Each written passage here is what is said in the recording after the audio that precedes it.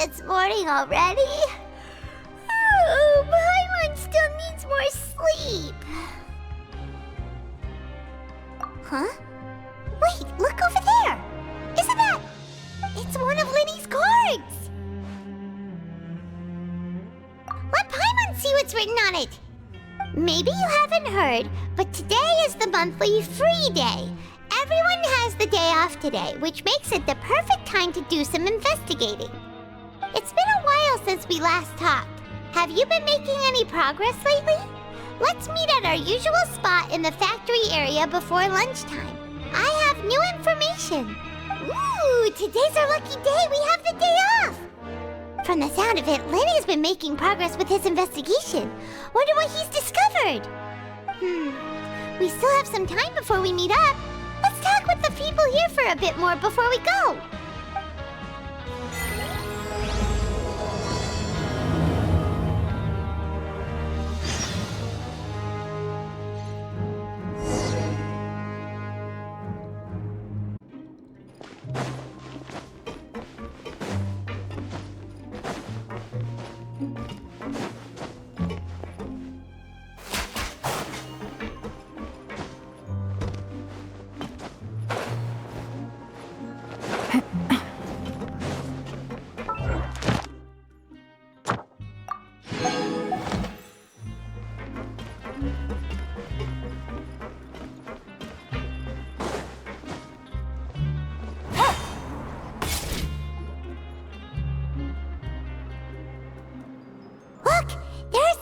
Talking over there. Let's listen in on the conversation.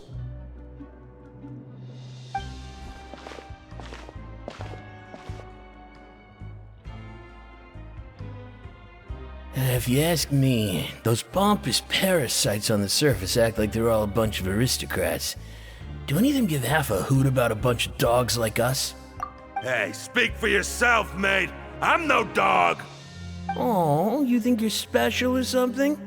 If you're here, then you're just a convict like the rest of us.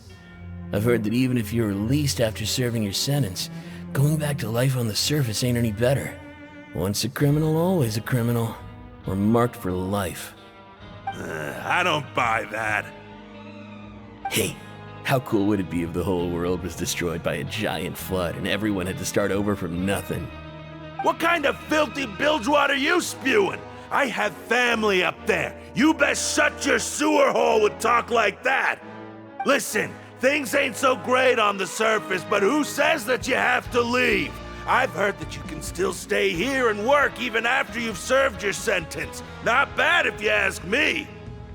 Who wants to live in the ruddy overworld anyway? And what makes you think they'd want to hire someone like you? It's one of the great mysteries of the universe, how someone as useless as you is so confident. Whoa.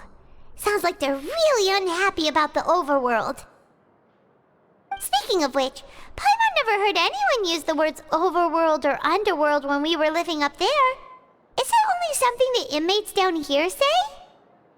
That's true.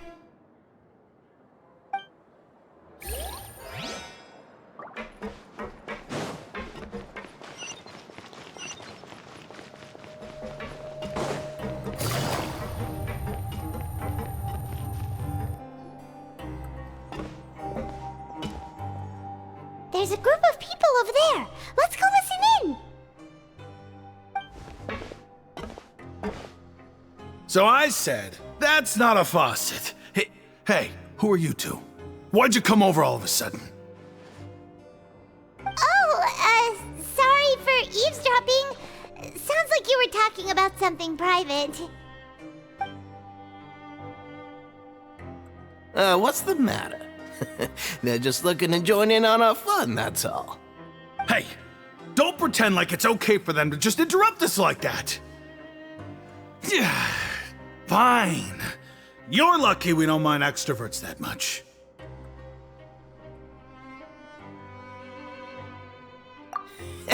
You hear that, Quisto? What nice!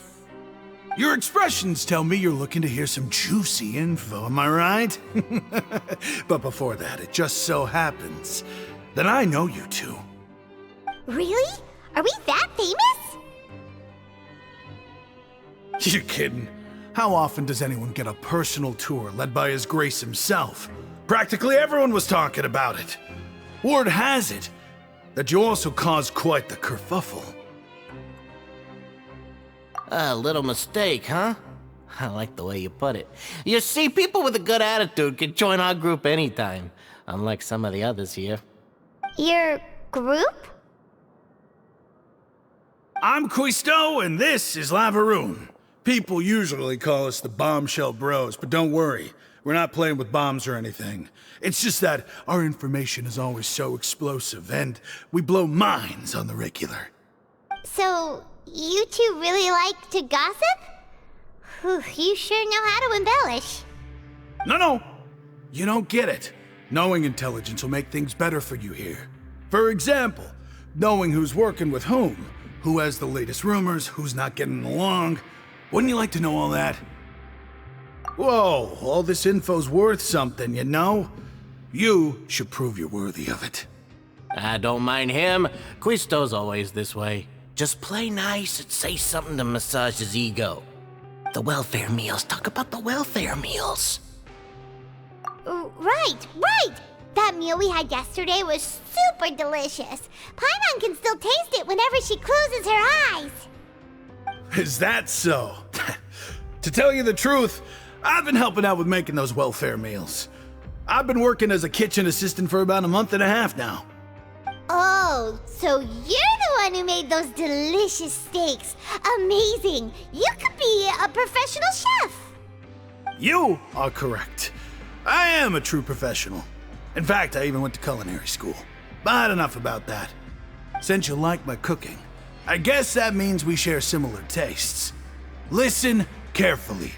This little bombshell will help you learn what's really going on here in the fortress.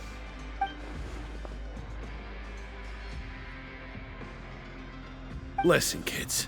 The power structure within the fortress is quite complicated. The Overworlders couldn't care less about us down here.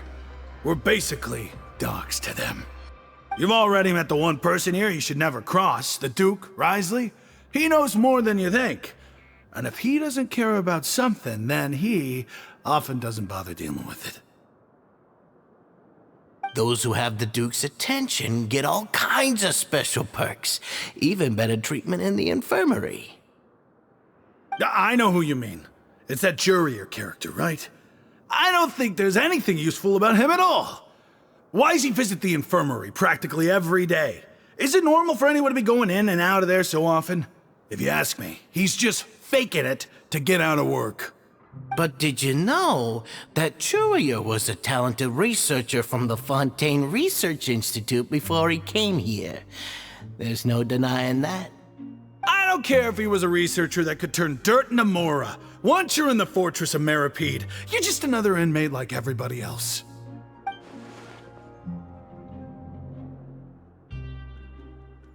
Speaking of which, the last time I saw him, he was passing by in the corridor with Lorvine. I also heard they started arguing in the library and got into a fight, right? Guess that's just how terrible of a guy he is. You mean he hit a woman? Wow, I never imagined he was that bad. But that Lorvine's also quite the odd one, you know? She's always gabbing away, got into a fight with a man, and she also got sent to the infirmary. Come to think of it, I always see her going to the sick bay every couple of days, too. Wait a second. You don't think? Do you think could it be that they're secretly meeting there to go on dates? But it's really hard to imagine. After all, I do remember seeing Lorvine beat Jurier to a pulp that one time. And we might be overthinking things.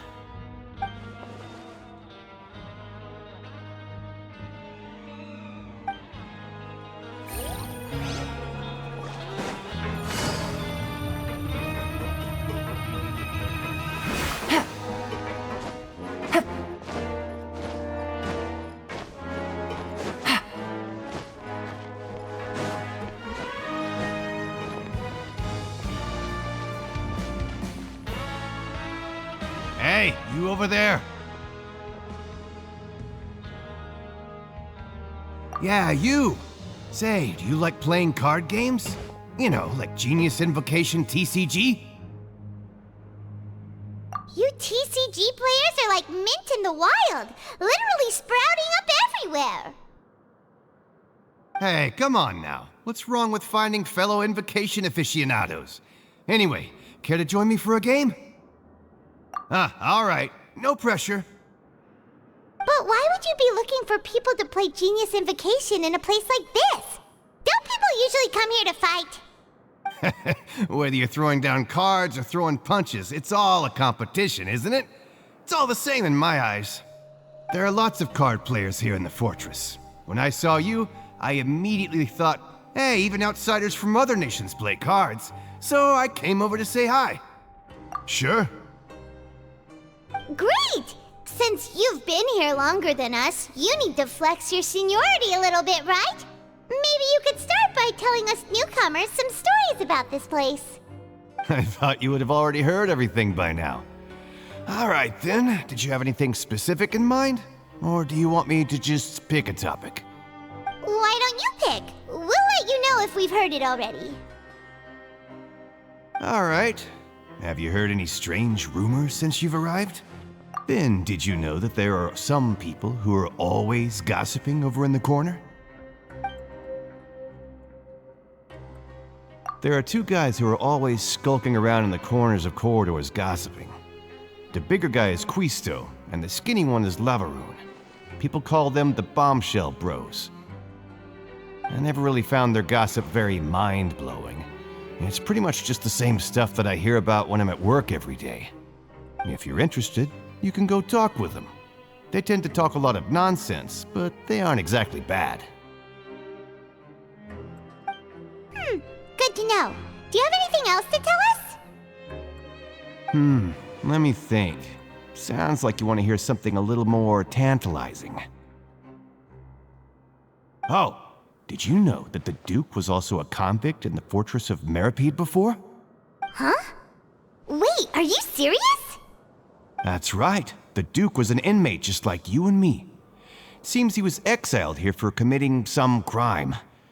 Who knows how he ended up rising up to become the warden, though. To go from an ordinary inmate to becoming the manager of the whole place? I'm not gonna lie, I kinda respect that. A forbidden zone? Sounds like something that someone just made up. I've never heard of that. Where did you hear about it? It's just a rumor we've been hearing, but no worries if you've never heard of it. Do you have anything else you can tell us? Anything else? Not that I can think of, but I'll be sure to tell you anything interesting I hear next time. You'll have to play a game of Genius Invocation with me first, though. Okay, we've talked to just about everyone, and it's about time for us to go meet Linny. According to the card he left us, we should go meet him in the production zone.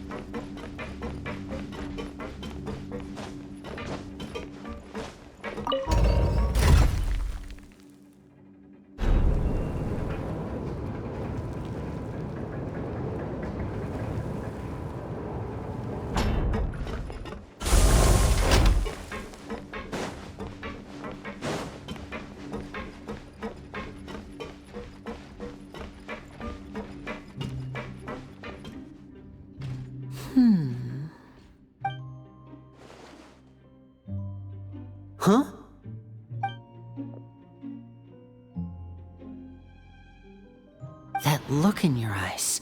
You found something? Hey, this is no time to be modest. Just tell him we found a boatload of information. Oh, as expected of the legendary duo, you have my full and undivided attention. Huh. I'd have never guessed that myself. The rumors swirling about this place are unreliable after all, and Master Child probably went missing because he found a way out.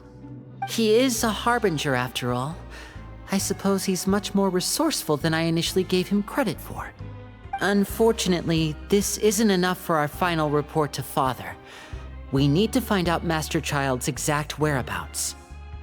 Father told me that even though Master Child said he was just coming to Fontaine for a vacation, he actually had some personal reasons. His agenda might be linked to his disappearance. His escape route is already flooded, so we'll have to task someone with professional diving skills to chase after him. Well, when you put it that way, it's obvious that only Fremine would be up to the task. Bingo! Is he around?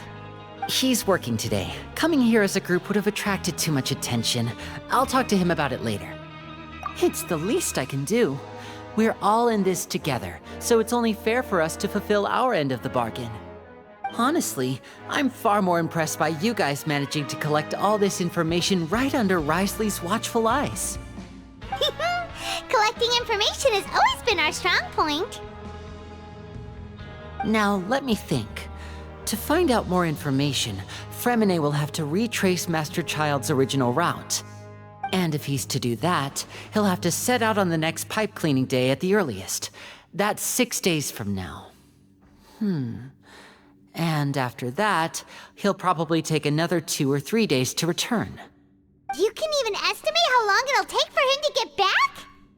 We've been working together for a long time. We know each other's capabilities like the backs of our hands. Traveler, what say you to meeting here 9 days from now? We'll be able to pick up Fremine while we're at it, too. Oh, and there's just one last thing we'd like your help with.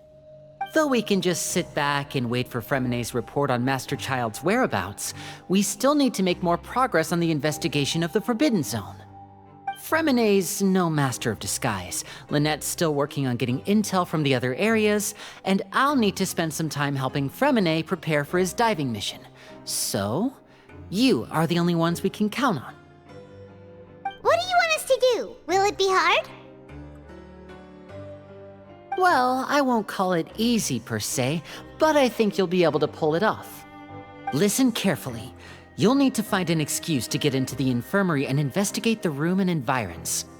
You've mentioned several sketchy-looking people always meeting at the infirmary earlier, so it probably has something to do with the secret we're hoping to uncover. You've already met the head nurse, so she'll be less suspicious of you. Investigate the internal structure of the infirmary and any active dealings within, and pass those on to me alongside anything else you're able to discover. But also, there's no need to take risks. Don't forget, safety always comes first.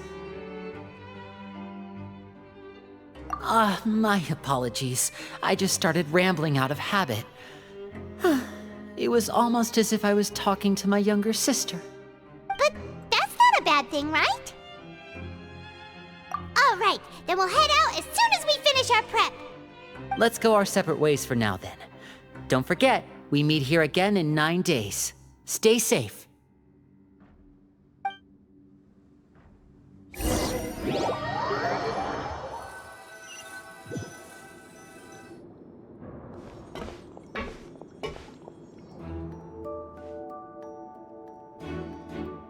Hey, stay here for now. Paimon will take a peek. There seem to be several people inside.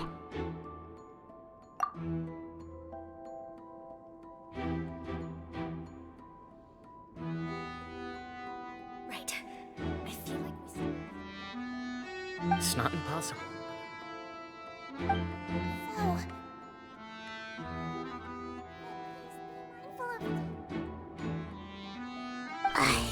It's a bit hard to understand them from here, so why don't we just try to talk to them in person?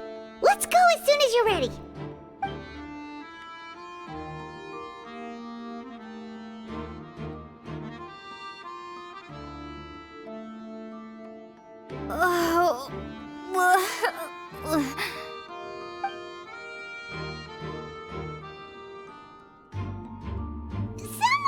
Please help! She's sick!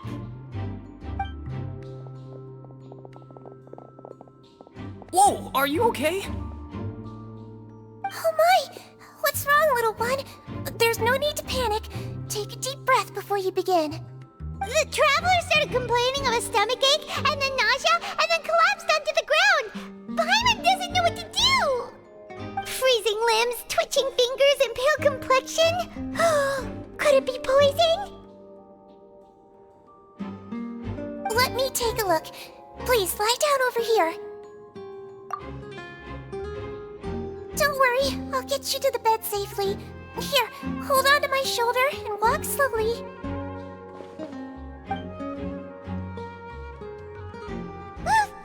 You can do it, traveler! Don't apologize. You're sick after all. Now, please relax. I'm just going to do a preliminary checkup on you.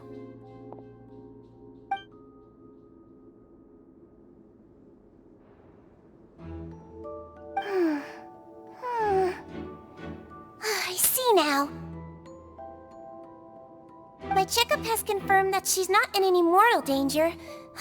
That's our worst fear out of the way. Eh? Oh, that's good. But I'll continue my diagnosis of the patient now. Please, relax and take a deep breath.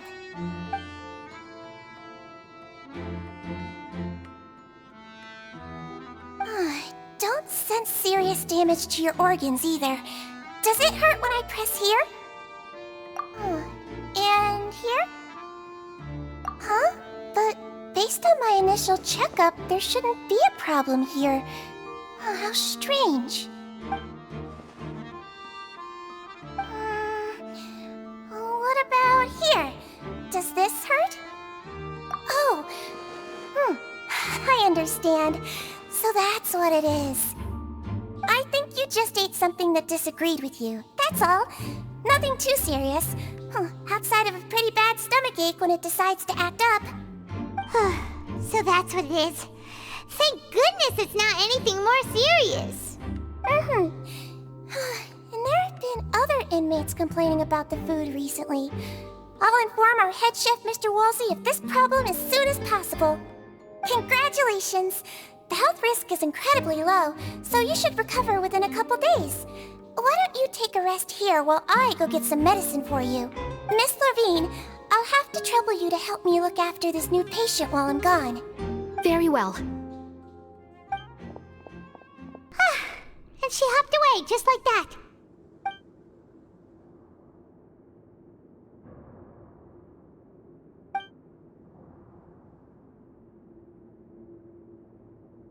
Hello. So how are you feeling now?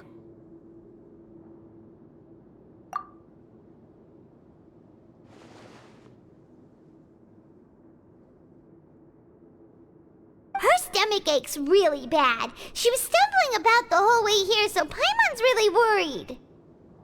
If Miss Sijuin says it's not a serious problem, then there's no need to worry. She's the best medic we've got down here. But it also looks like she's the only medic you've got down here. Well, that's true. What do you mean, that's true?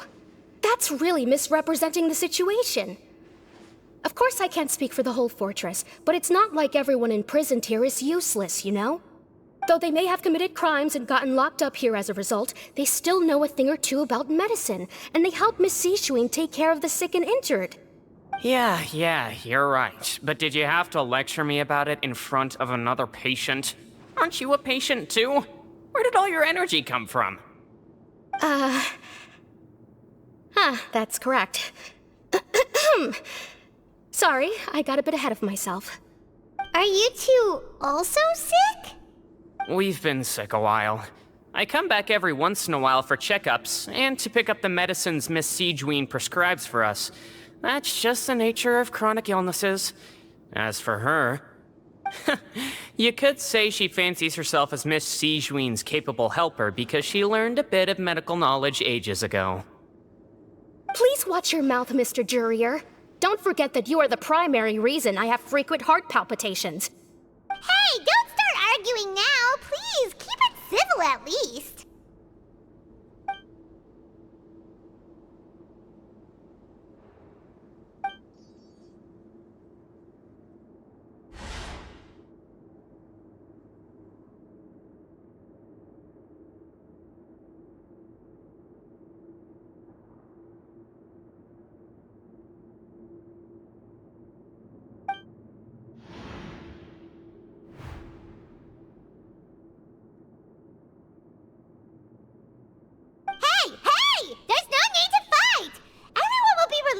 today, so there's no need to argue over silly things like this. But... Release. It's way too early for us to even think about that. And who the heck knows if we'd even be able to continue our previous lives?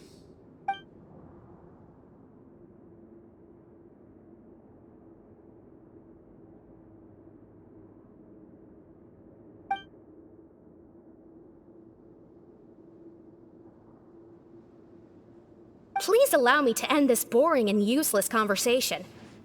Oh, and Mr. Jurier, I don't want to see your face here again anytime. And same to you, Miss Lorvine. Anyway, that was more than enough rest for me, so I'm going to get out of this excessively noisy place.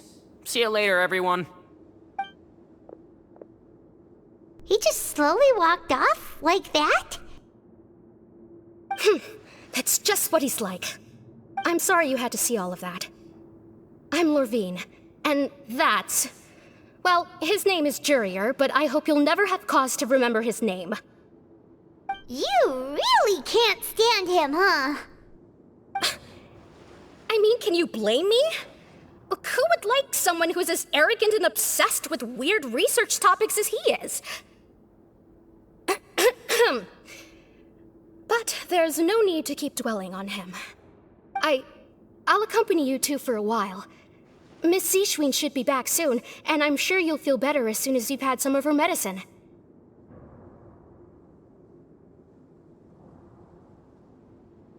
No, it's nothing. I'm back!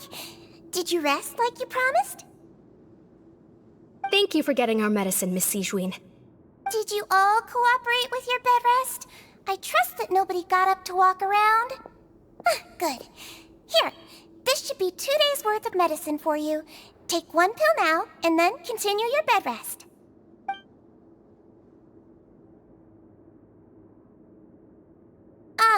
Miss Lorvine, I left in a bit of a hurry just now. Do you still remember if we discussed the color of the pill that you should be taking today?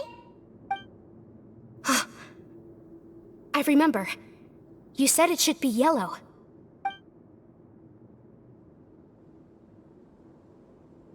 Yellow, huh? I understand. These are yours. Please, make sure to go to bed early after taking them tonight. You'll benefit from a good night's sleep. All right, then I'll also be on my way now. I hope you feel better soon, too. See ya! I'm going to fill out your medical record now. You're widely known as the Traveler, right? I just want to double-check a few details, if that's all right with you. Those two made quite the commotion just now, so why don't we let the Traveler rest? Paimon can answer the questions instead. So her primary symptoms are abdominal pain, with secondary symptoms of nausea. Is there anything else? That's it. All right then. Is there anything we should know besides to take the meds? No, her base constitution is quite good, so I'm sure she'll recover quite quickly after taking the medicine. Please, make sure to stick to bland or less stimulating foods, and don't stay up too late at night. Got it. Paimon will hold the Traveler to that for sure.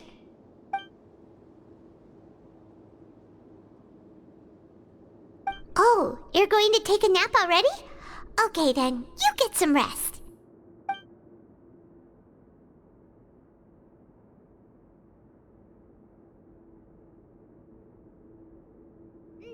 We've been to lots of places together.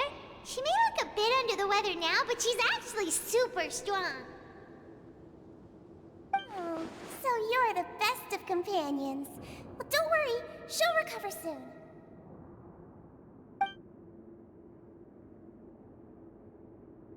Ah, you're awake. How do you feel? You slept for a really long time, but we never left. Well, now you can go back without a worry in the world. Remember to take your meds regularly, and remember bland foods. Thank you, Miss Sijween.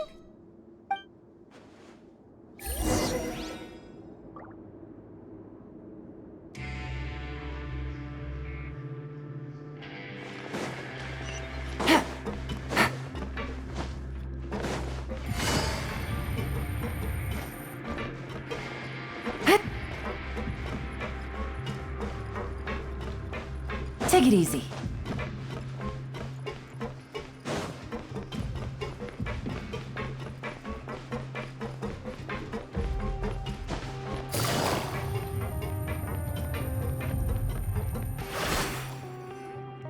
You really are something. To be able to fall asleep like that and even sleep talk the entire time, you scared Paimon half to death!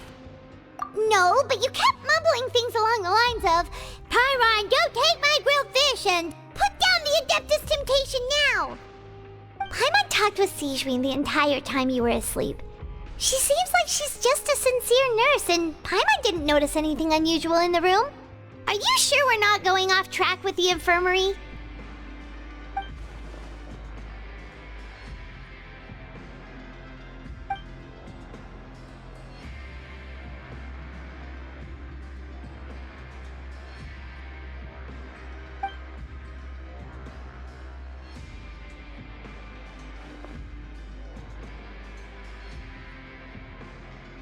Whoa! You really are super thorough! All those tiny little suspicious things that Paimon didn't even pick up on! We've gotta give the info to Linny!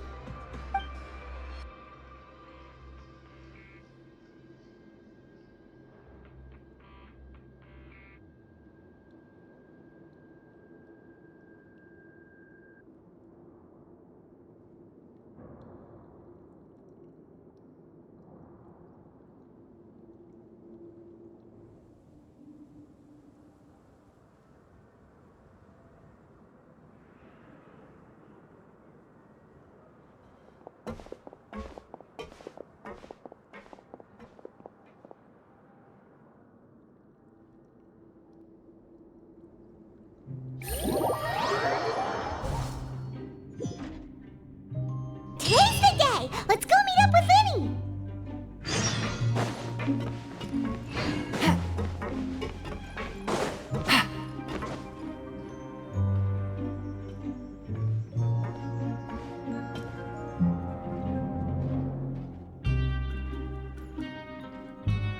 Oh! Hmm?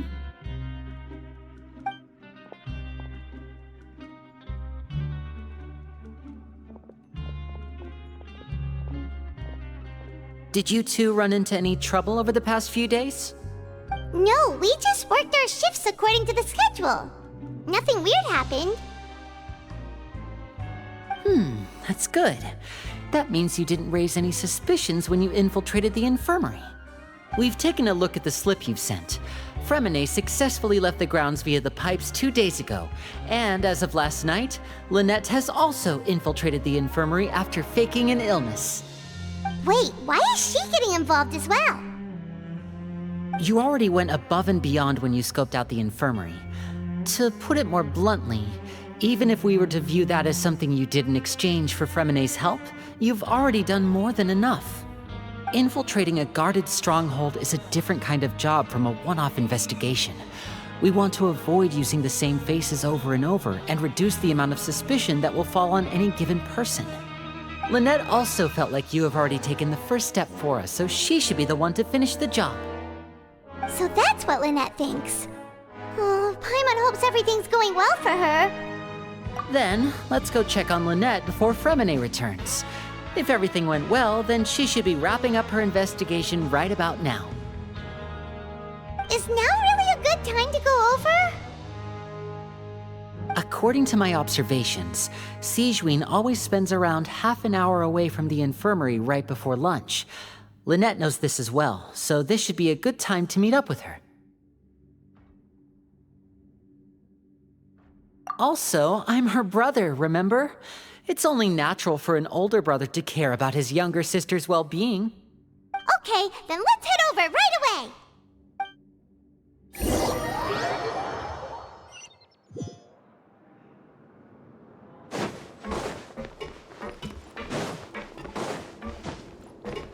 Take it easy. Lynette should be here right now. Huh. Strange. Lynette? As expected, Sijwin isn't here, but why isn't Lynette here? No, Lynette rarely deviates from the plan. We agreed that if she were to make changes on the fly, she'd find a way to let me know. Unless... Let's see if there are any clues around here. We can look while we wait for her. Who knows? Maybe she'll be back soon. Okay.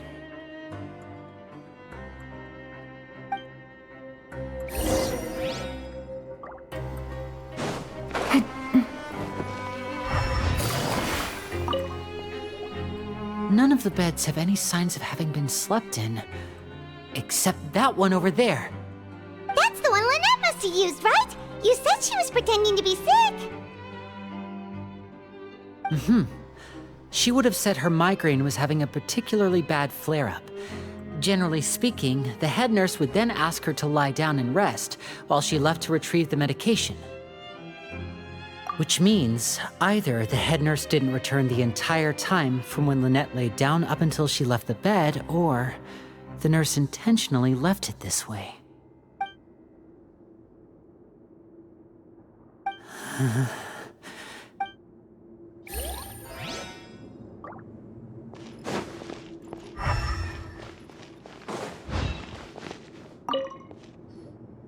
There are some books here and a few files. They all look like medical records. Advanced nursing, how to raise the spirit of your patients, a quick guide to the psychology of emotions, and the meaning of laughter. These sure are some interesting books. Who knew Sijuin would be interested in these kinds of things? She even has books on understanding people's motivations and feelings. Is it because she's a Melazine? Or does she have a need to understand her patient's emotional state? Seems quite normal to me. These are skills that would come in handy for a nurse from time to time.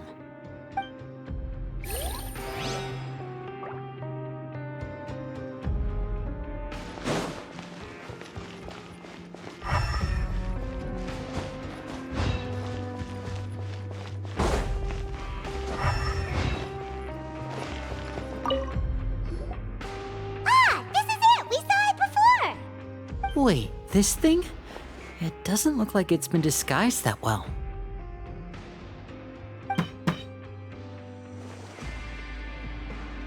The space behind it is empty. From its size, I don't think it's an entrance that is meant to be taken apart. There's probably a mechanism around here somewhere. Could Lynette have tried to get inside? But if that's the case, she would have contacted me for sure.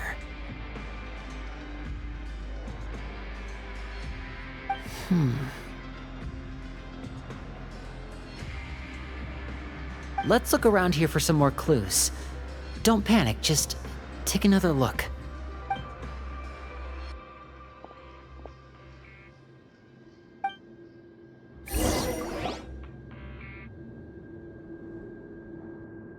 Hey, you guys, there's a slip of paper over here! A slip of paper? It's right over here, and there's a bunch written on it too. It reads, "Out of respect for your usual practices, I'll use a piece of paper or card as the medium to pass on my message. You may consider this as me giving you my best regards." This is... Is that all? The back. This is... Show me! Now!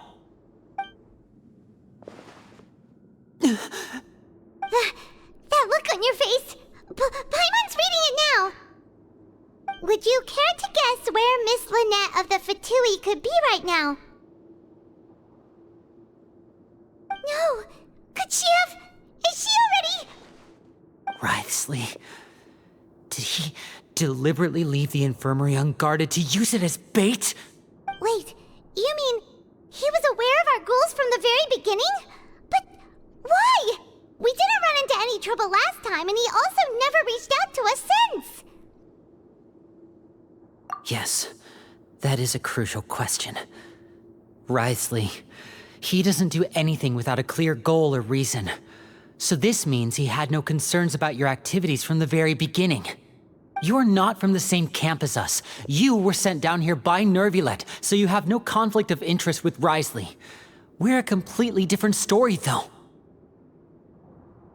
I'd like to know that, too. Why did he only go after her? Don't panic, just think everything over. I have to stay calm. This is not like what happened last time. The situation's different now. Wait, you're right. Wait, but that means... the fact that Fremine was able to leave the grounds... could Wriothesley have let him go as well? But what does he gain by letting Fremine leave like that?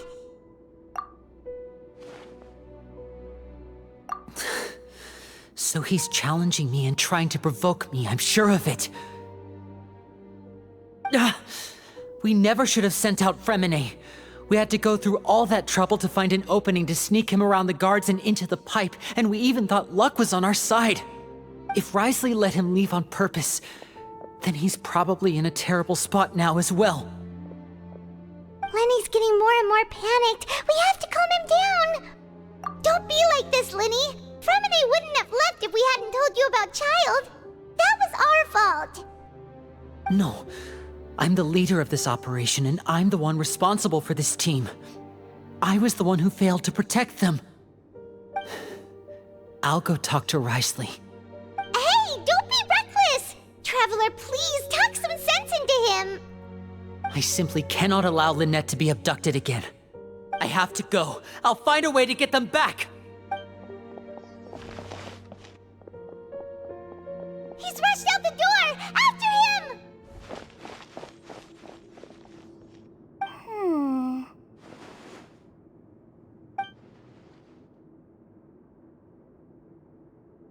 Right. I feel like we still have some room to make changes on these details. It's not impossible, but it'll require extensive testing. Is that so? Very well. Then please be mindful of the time. Huh? Is someone? Pack everything up. Whoever's outside is eavesdropping. They'll probably come in once we stop talking. Someone! Please help! She's sick!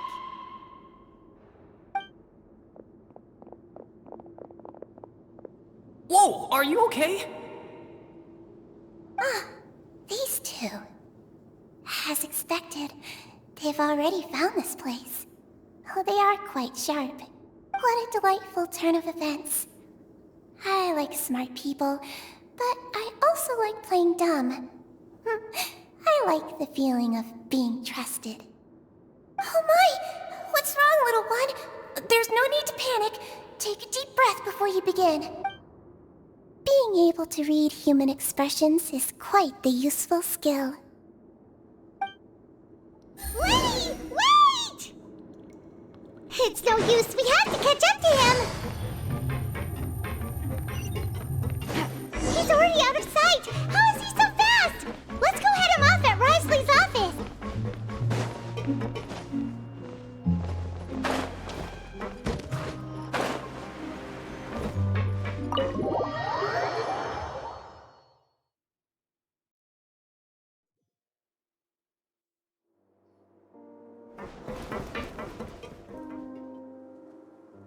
Come out and face me, Wriothesley!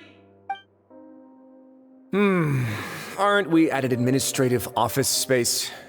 Why don't you at least try to follow even a couple rules from the fortress's indoor management regulations? What did you do to my sister? I ran into the young miss at the infirmary. I'd heard that she was suffering from quite the migraine, so I decided to invite her over for a cup of tea. I do have some teas in my collection that can work wonders against such an illness. Stop joking around! Where did you take my siblings? I have also heard that your performances are quite the spectacle. Miss Lynette would sometimes enter a box filled with water, only to emerge the next second from another place altogether. Maybe she'll appear behind you right now if you were to turn your head. Is he trying to trick me into turning my head? No, he's probably not looking to attack me right now. All of the hostages are in his hands, and he's even in the mood for small talk. That means Lynette is probably still alive. You knew we were investigating the infirmary from the start, so you deliberately aroused the Traveler's suspicions and baited us into continuing our investigation, just so that you'd be able to kidnap Lynette. As for Fremine, no, you probably didn't even interfere with Child's escape. You let him go, so you could purge the Fatui members that we had planted into your ranks. There was no need to do so. The Fortress of Meripede is a pretty pleasant place. Most people enjoy their lives here.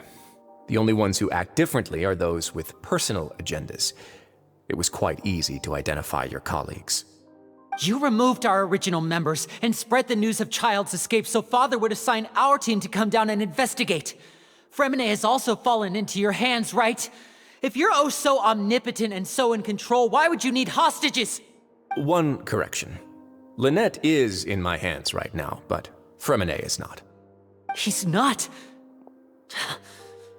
What do you really want? Lyney! Oh, wonderful. Everyone is here, so I'll only need to say this once. Thank you so much for cooperating with me. Eager and to the point, I see. Alas, only Miss Lynette is currently having a cup of the fortress's finest tea. Although, as per your original plan, Mr. Fremine should also have returned to the fortress by now. But he has neither shown up within my gates, nor has he been taken into any kind of custody. So where do you think he may be right now? Wait, you can't mean... You locked him outside in the sea? I closed the fortress's gate to the outside world. That's all. Fremine's a star diver, so he should be fine, right?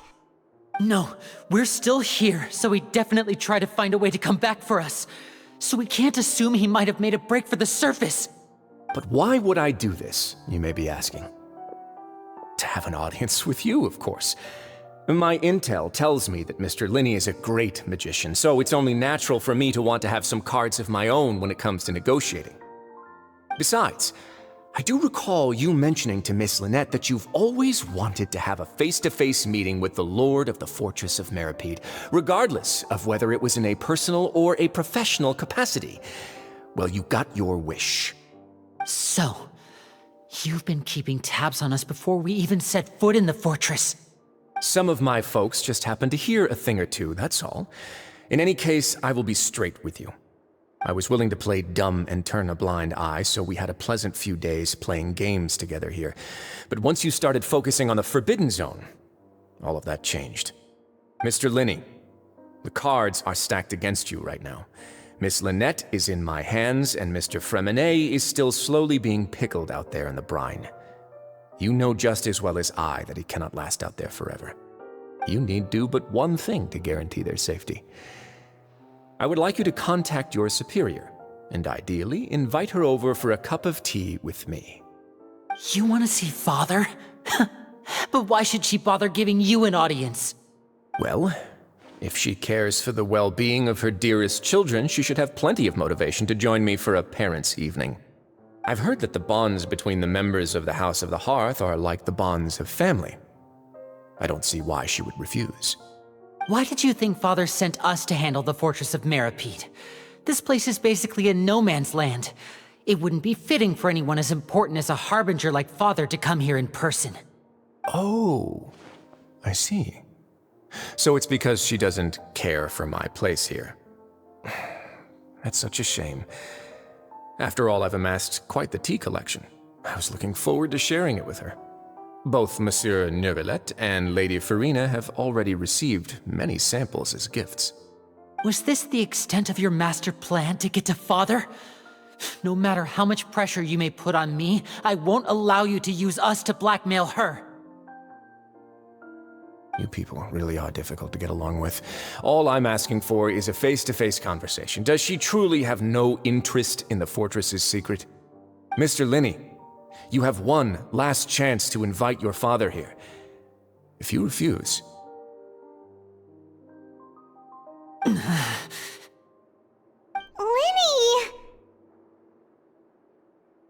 Instead of asking why I'm doing this, why don't you try to see things from my perspective for a second? From the very beginning, the Fatui has been actively infiltrating my fortress. I gave you a warning by cutting off the first few operatives I found, but that only caused you to double down. Had you given up on the fortress then and there, I'd have no reason to want to talk. Mr. Fremenet left the fortress on his own, and Miss Lynette tried to pry out my secrets right in front of me. No matter how you look at it, the responsibility for this falls on you. I shouldn't ask Father to do anything because of us. 6, 5... Wait, 2, 1. Time's up. It really is a shame, Mr. Linney. Risley! Negotiations have broken down. Please leave, ladies and gentlemen. It's time for my afternoon tea. Yeah, listen to the Traveler. If you can't talk to Linny, can you at least talk to us? You do realize that I'm only letting you go because of Neuvillette, yes? You're here helping him out, and I've already done my best to stay out of your way. But that doesn't mean you can just do whatever you want. The fortress may be small and remote, but it still has its own set of laws. Then how about this? Those who are capable deserve respect. You've spent quite some time investigating my home turf by now, so why don't you tell me a thing or two about what you found, I'll ask you 3 questions. Answer all of them correctly, and I'll agree to your request. Question 1. Regarding the hidden rules of the production zone, what is the truth behind the one about not being allowed to work for 3 days in a row?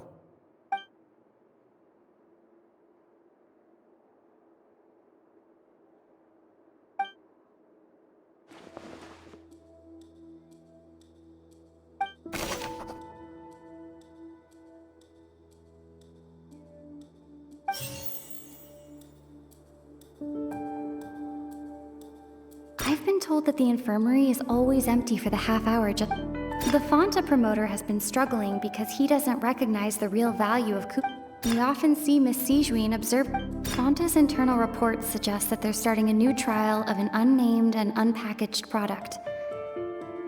The research note said that the Melusine race perceives the world very different. According to Collins, the Pancration tournament only took place because the Fonta company sponsored it. The company must want a return on their investment as well.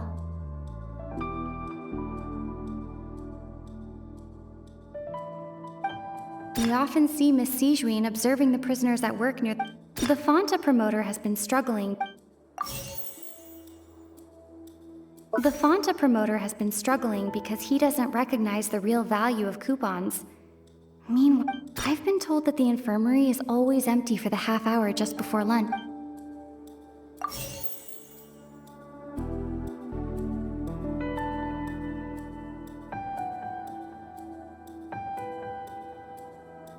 Fonta's internal reports suggest that they're starting a new trial of an unnamed and unpackaged product.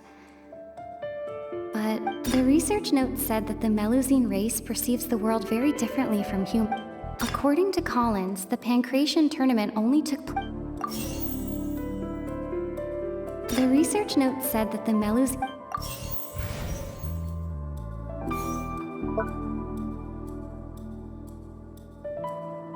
We often see Miss Sijuin observing the I've been told that the infirmary is The Fonta promoter has been struck. We often see Miss Sijuin observing the prisoners at work near the production zone. I've been told that the infirmary...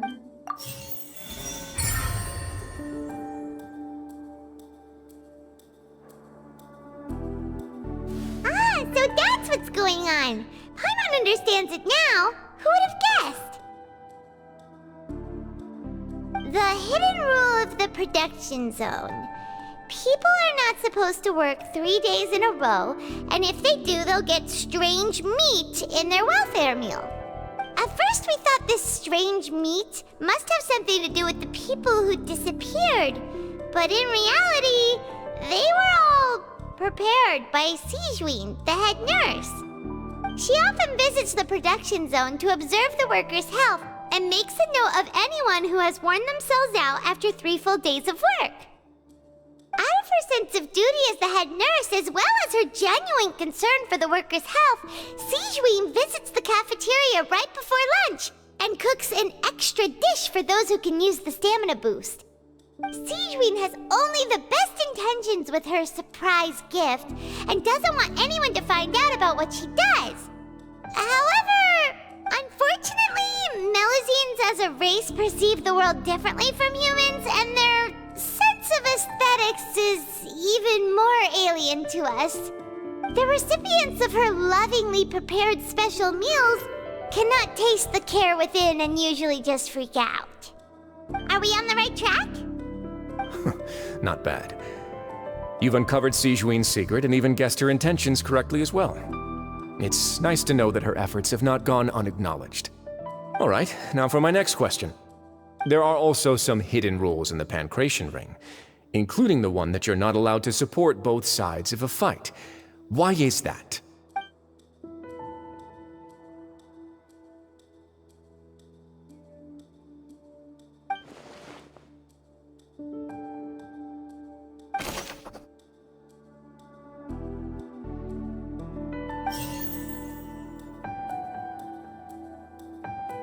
Fonta's internal reports suggest that they're starting a new trial of an...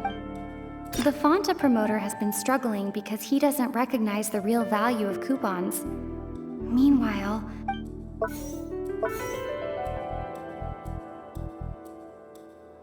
Fonta's internal reports... The research note said that... Fonta's internal reports... The Fonta promoter has been struggling because he doesn't recognize... I've been told that the infirmary is always... The research note said that the Melusine... According to Collins, the Pancration tournament only took place because the Fonta company sponsored it.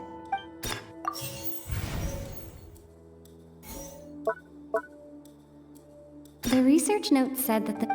Fonta's internal reports suggest that the...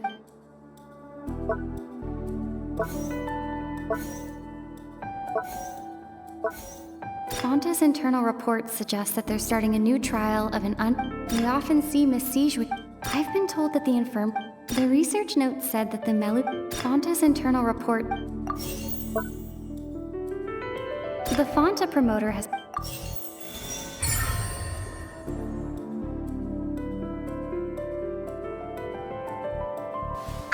Paimon gets this rule too now, so there really was nothing to be afraid of.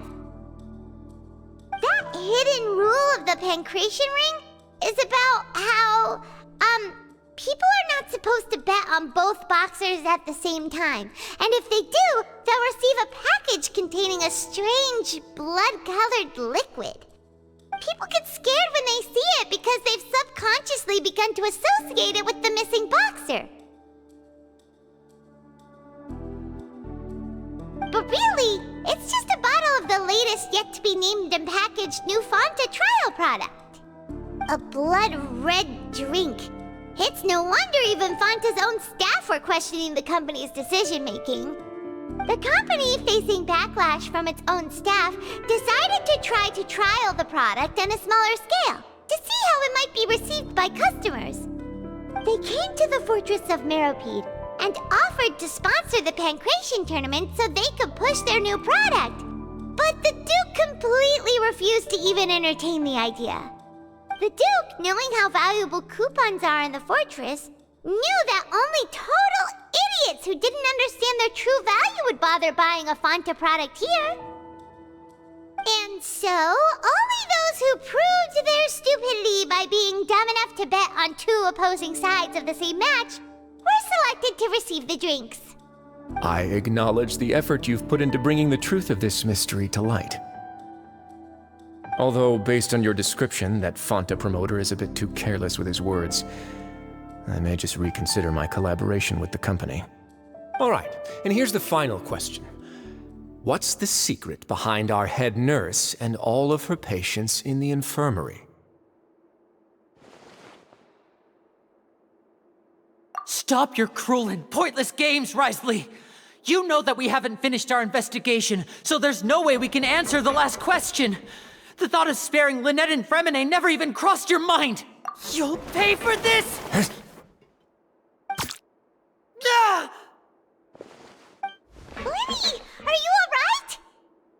Oh, close one.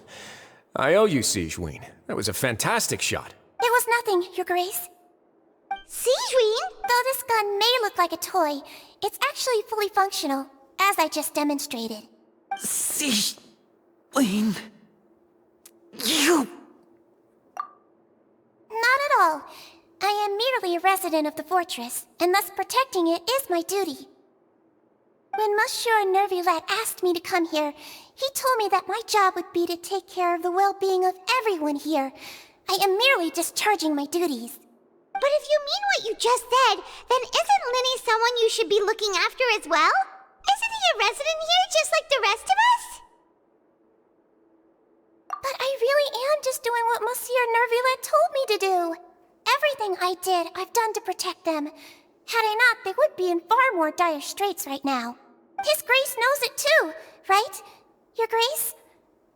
Mind proving my innocence to them? My dear Sigewinne, whatever shall I do with you? Would it have killed you to just wait another minute or two? Well, it's nearly time after all.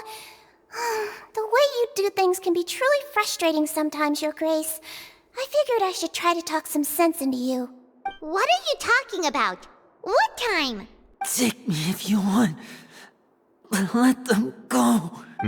How touching. Can you just give me one more minute? Don't be like that, Your Grace. All right, everyone, calm down. 2 more visitors will be arriving any time now.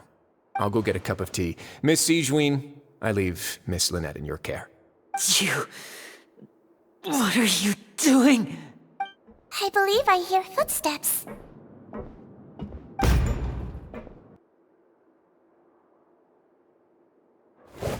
Some space, please. Ah, Miss Clarande. My door. Fremine... Fremine... What's going on? What is Clarande doing here? Work. I'm sorry about shooting you, Mr. Linny. The tranquilizing effect will begin to wear off soon. Please take it easy in the meantime, though. What happened to Fremine? Wasn't he diving just outside of the fortress? Why is he looking like this?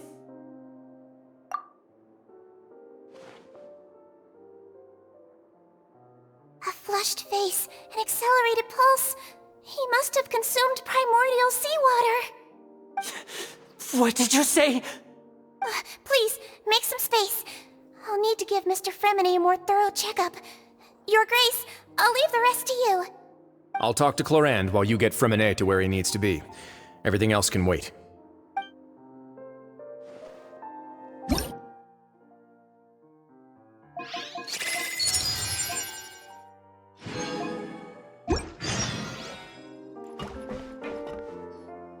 What's that look on your face? I thought I made good time on the way back. Oh, I'm just admiring your punctuality. Had you arrived just a few minutes later, Sigewinne may have been forced to shoot Mr. Linny again. How's the situation out there? The water has changed. It's pretty much as expected. The concentration of primordial seawater has increased significantly. I was only out there a short time, so it wasn't too bad. But if one were to stay for any significant amount of time... Well, you can see how that boy's doing. Where was he when you found him? The abandoned zone at the end of the pipes. A good distance into the water. Closer than I thought. He must have recognized it early on and tried desperately to swim back. Locking the door was necessary. I don't think we could have saved 2. Well, I did try to convince him that I had my reasons. Never seems to work, though. It would probably work on Neuvillette. He has a knack for picking out who had good intentions, even when the outcomes were all terrible. It's a bad sign if you're having to plead your case to Neuvillette. Want some tea? Not particularly. If you want to drink some that badly, just say so. Fine, I'd like to get some tea. Want me to get you a cup too, since I've already made it? Might as well then, I suppose. Actually, do you have a towel? I would like to dry my hair.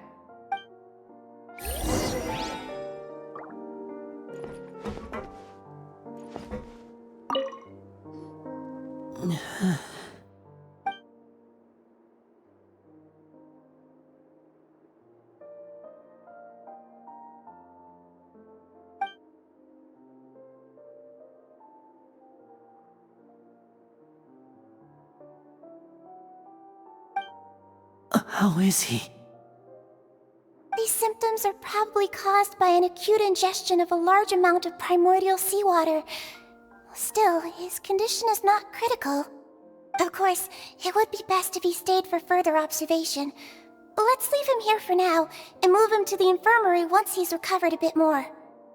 Sorry. I am aware that the infirmary may not be your favorite place in the world at the moment. We do only have a single clinic in the fortress, however. Why would he ingest a large amount of primordial seawater after leaving the fortress? How could that possibly happen? Please, look after Mr. Fremine for the moment. I'll go fetch some medicine and a respirator. Oh, I'll bring Miss Lynette back with me. Where is she? How is she right now? Oh, she just took a nap in an empty room after I tranquilized her. If my calculations are correct, she should also be waking up right around now. You might not believe me, but His Grace and I actually made some snacks and tea for her.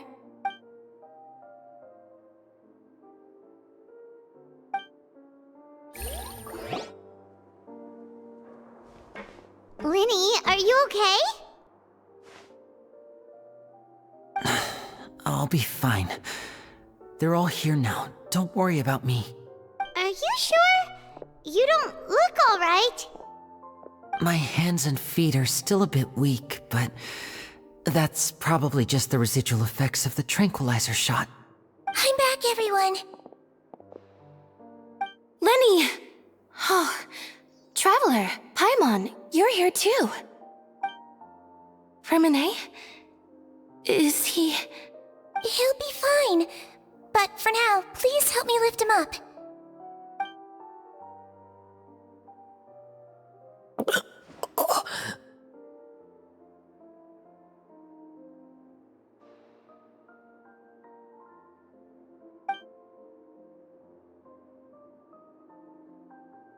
His breathing's beginning to slow down. Give me a hand and help me get him to the infirmary. Yeah, I'll take him from this side. Lynette, together? On it. Traveler, you seem pretty worried about him. Want to come with us? The Duke and Clarande are gone. They probably went to get some tea. The Duke will explain the truth in just a bit. Miss Clarande will need a break, since she only just returned from rescuing Fremine out of the sea.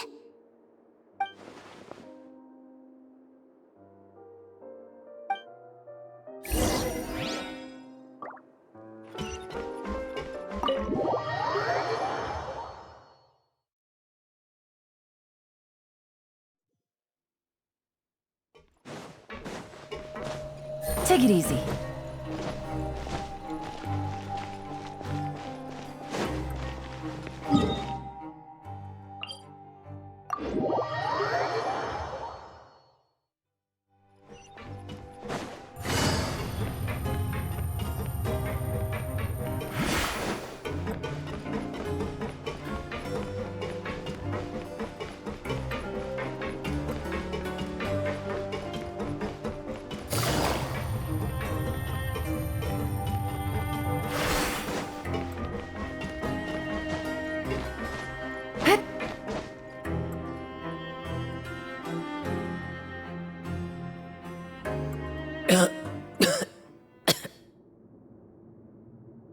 He's awake. Fremine, how do you feel? Lynette. We're all here. Where am I? The infirmary, at the Fortress of Meripede, Mr. Fremine, and you are no longer in any danger. How do you feel? Don't push yourself if you're not feeling up to it. Traveler. Paimon. It's been so long. The sea. There's something wrong with the seawater. Shh, it's okay. We can talk about it after you've recovered. No, listen to me. This is really serious. There's primordial seawater mixed into the regular seawater. I don't know why it's there, but no one should touch it. Pipes. Right, the pipes. It's all coming back to me now.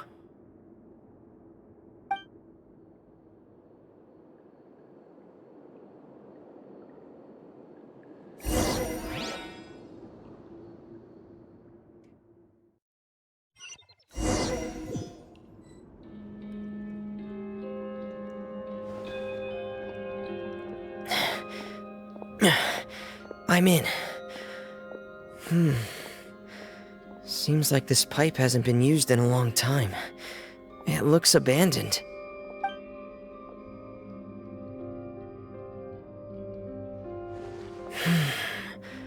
Where could Master Child be?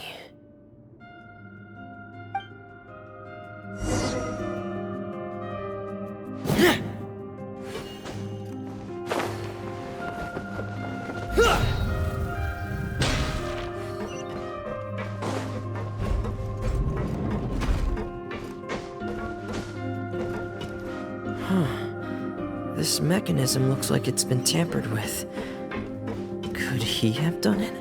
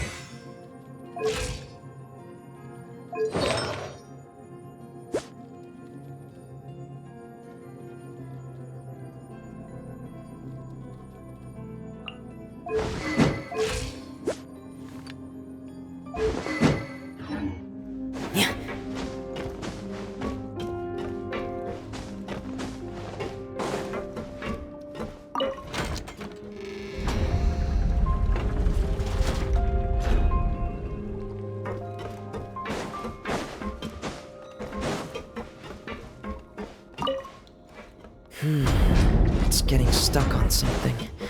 Seems like I'll have to avoid those obstacles while I turn it.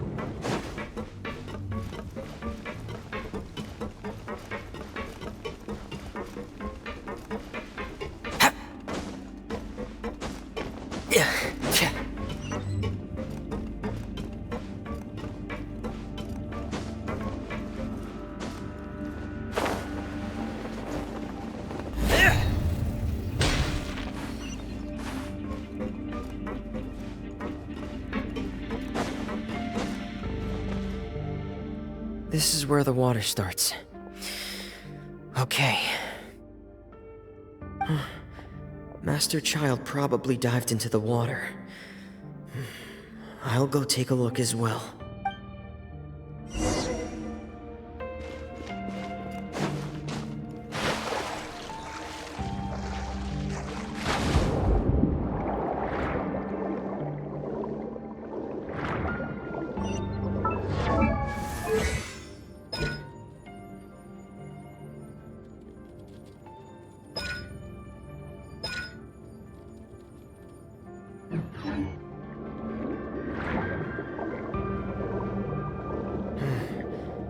The vegetation here is a bit more sparse.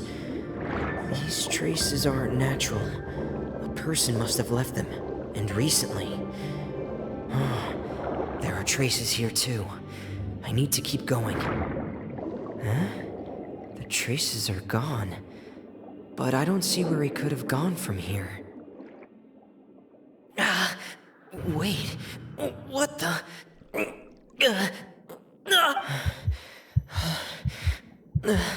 My heart is racing, and it's getting harder and harder to breathe. What's going on?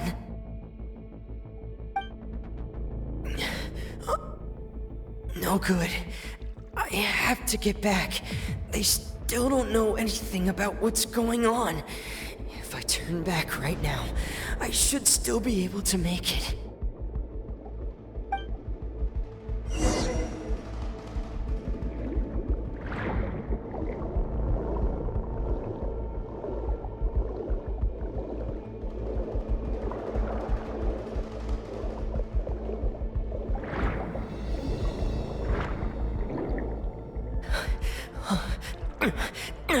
I can't die here.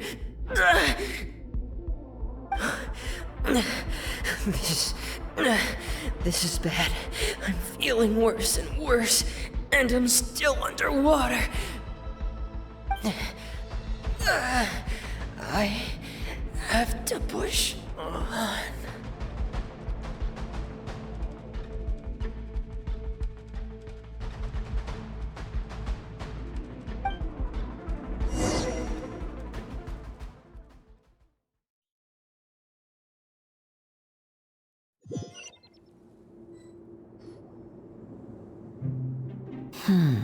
So, in other words, the trail you were following vanished, and you had no idea where Master Child could have gone, but there was also no obvious place for him to have disappeared to.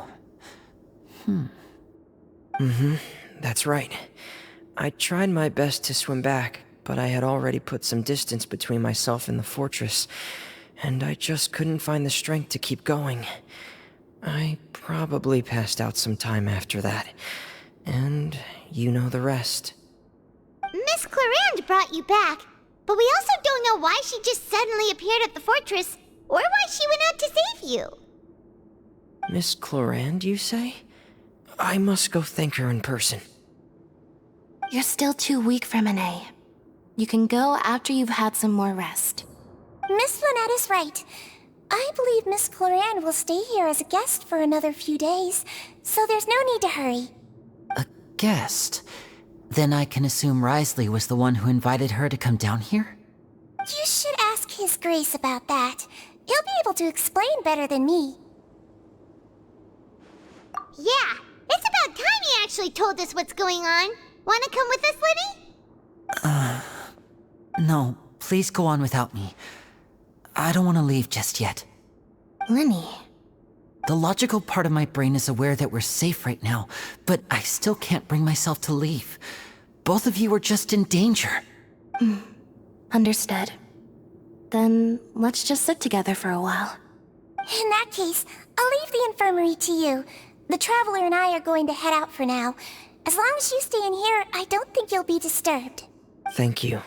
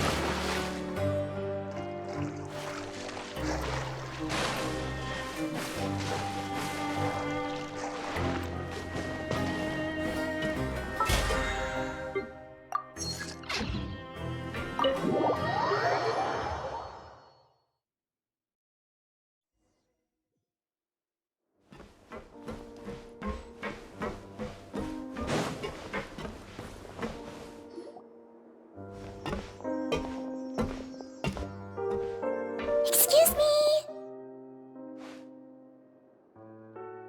I take it Mr. Fremine's condition has stabilized? Of course! I wouldn't have left the infirmary otherwise. I've been expecting those two, but might I inquire as to the purpose of your visit, Miss Siegewien? I wanted to check up on Miss Clarande. How are you feeling? Mostly fine, I think. If you don't mind, I'd like to perform another quick physical exam. It'll just take a few minutes. All right. Thank you for looking out for me.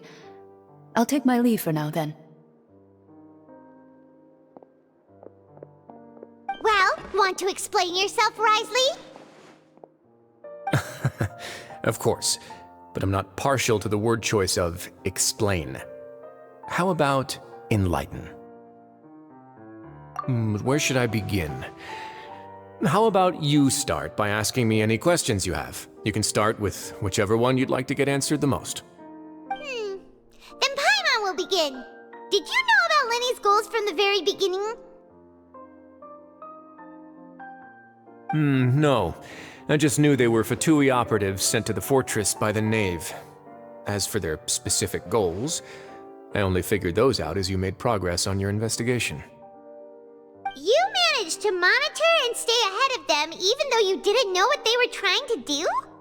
They came here with ulterior motives. I'm quite adept at discerning what that kind of behavior signals. Initially, I thought their goal was just to investigate Child's disappearance. Linny suggested that I had deliberately let him escape, but in truth, I didn't really do anything special to help or hinder him while he was here. Everything he did, from finding helpers to leaving this place, he did on his own. Of course, it's inevitable that the Knave would make a big deal out of her fellow Harbinger's unexplained disappearance. I'm also quite curious about where that Harbinger went, so I figured I might as well let the Fatui do their own investigative work. All I care about is the answer. So you were hoping Lenny's group would just do your work for you! You make it sound like that's a bad thing. Unfortunately, things didn't go as planned. I assume that Fremine has told you already the ratio of primordial seawater around the fortress of Meripede is on the rise. The Forbidden Zone has always been Lenny's target, and you got roped into that investigation after running into him. I began to intervene out of concern for your safety, and also to prevent the fortress from becoming entangled in more irksome matters.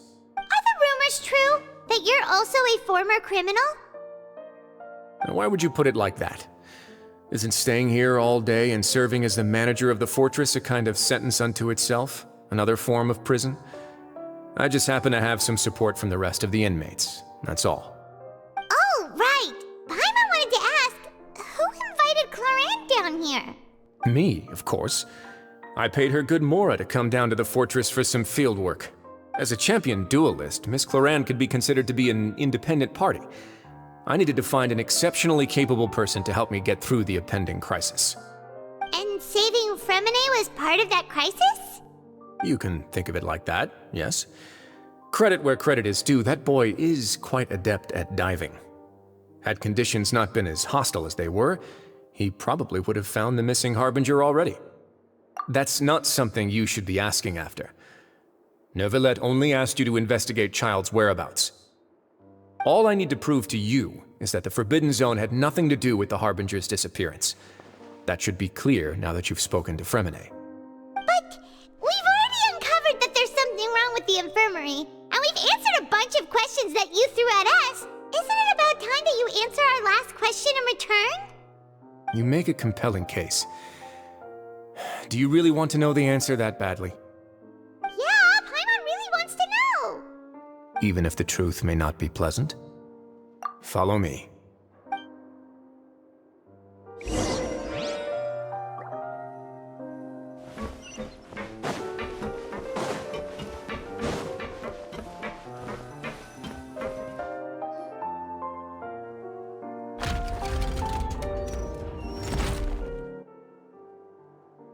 There's a hidden door here? And a whole basement behind it? Huh. You're pretty good at hiding stuff, Risley. It seems you've forgotten just what kind of place the Fortress of Meripede is.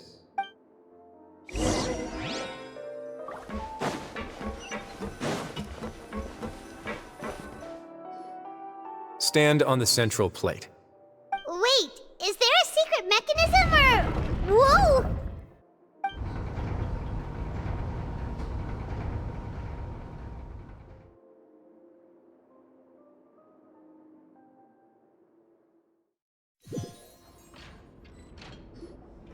So, this is the Forbidden Zone? Honestly, for a place so well hidden, Paimon sure doesn't see anything special. What a huge door! There are 3 such isolation gates in total.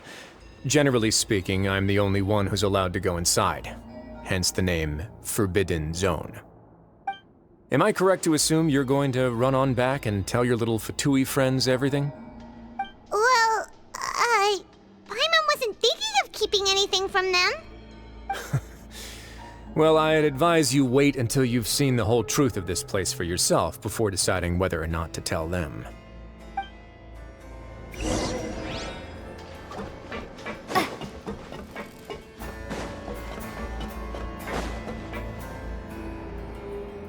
Huh.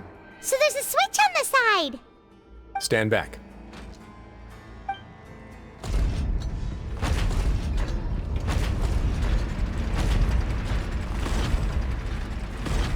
Whoa! They all just went up one by one! Go on, have a look.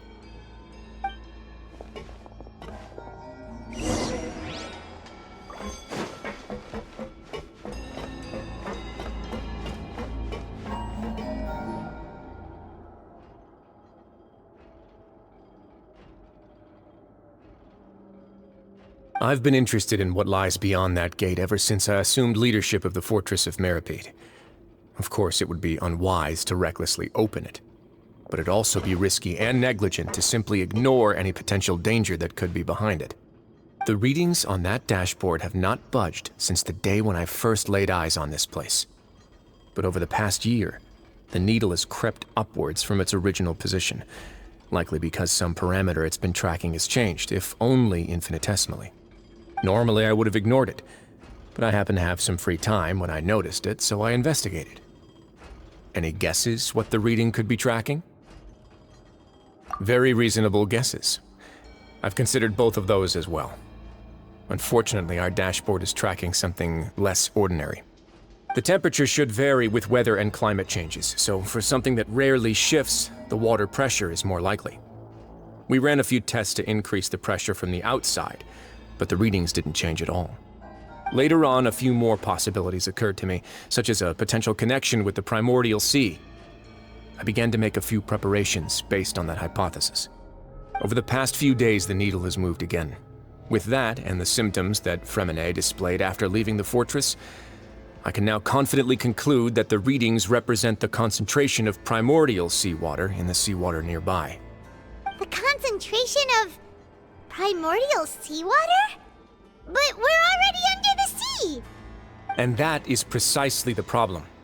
We're at the bottom of the sea, and now we're surrounded by toxic seawater.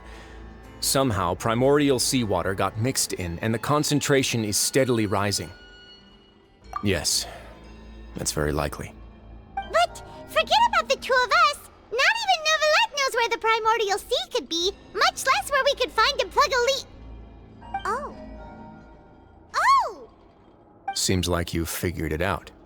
I believe the primordial sea lies directly beneath this sluice gate. For some reason, the primordial seawater levels have risen significantly, and it's now very close to us. The indicators are now red.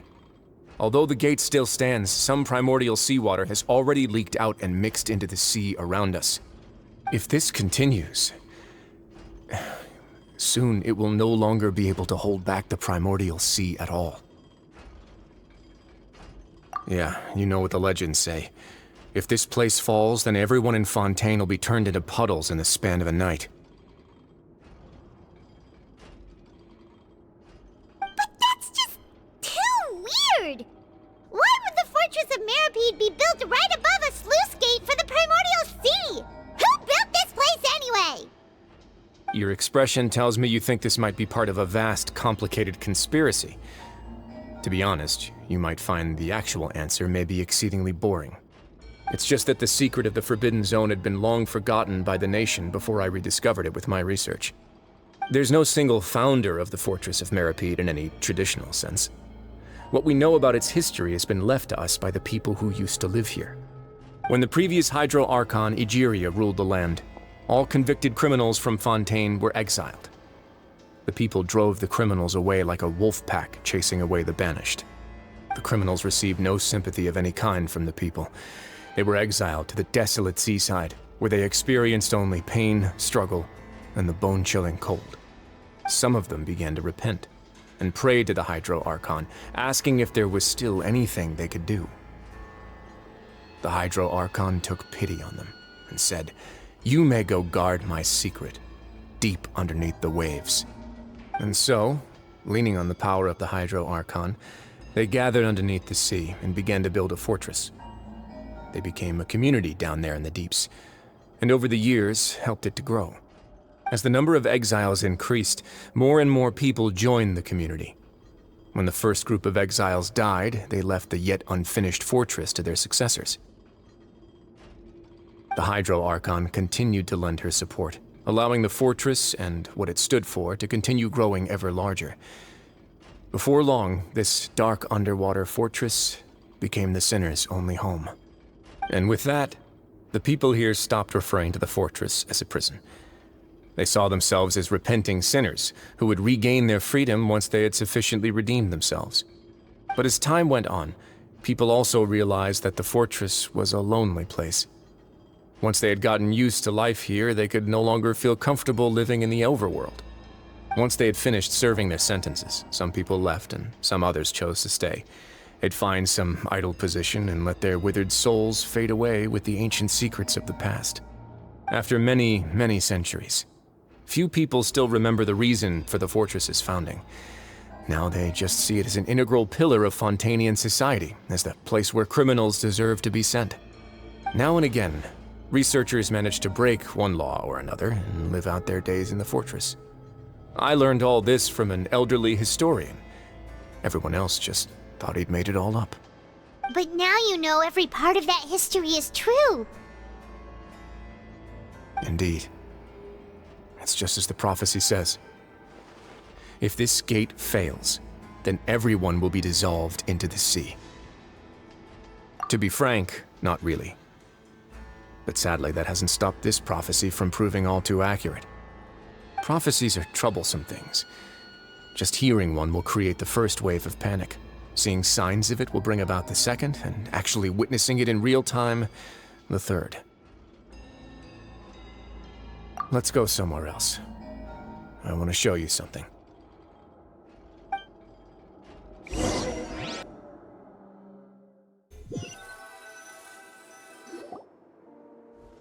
This is it. Your Grace, perfect timing. The results from our last round of experiments have... Wait, Jurier, he's not alone! Huh? Lorvine and Jurier? No need to panic, you two. I've already told them about our plan. What? After you warned us not to tell a single soul about any of this? I'm skeptical as well. Are you sure they are trustworthy? The results speak for themselves, don't they? These two may already know more than you could ever imagine. All right then, if Your Grace insists. They seem harmless enough, so I'll trust them for now. Well, how about some reintroductions? This is Jurier, one of the highest-ranked researchers from the Fontaine Research Institute. He used to work under Edwin. I trust that you've heard of Edwin? Good. Saves me a bit of time explaining. Edwin's main areas of research were archaeum and gravimeters. As his assistant, Jurier is quite familiar with them as well. I hired him to be my technical consultant. You want to blow up the fortress of Meripede? Ah, what a lovely idea. I'm already imagining it in my head. Gotta admit, I'm tempted as well. Guys, focus! Focus! That taskmaster over there is Miss Lorvine, and is also one of my technical consultants. While Jurier used to be Edwin's assistant, she used to be Jurier's assistant. Ooh, are they together? See, everyone keeps asking this question. Are you too sure you're not a couple and just using your work as a convenient cover? Your Grace, I am not in a relationship with this man. If I dated her, I'd officially be madder than Edwin. Jeez, forget I said anything then. Follow me. Whoa, there's another door that goes right up. Your constant amazement makes it seem like the fortress can do anything. But Paimon really thinks everything's super cool.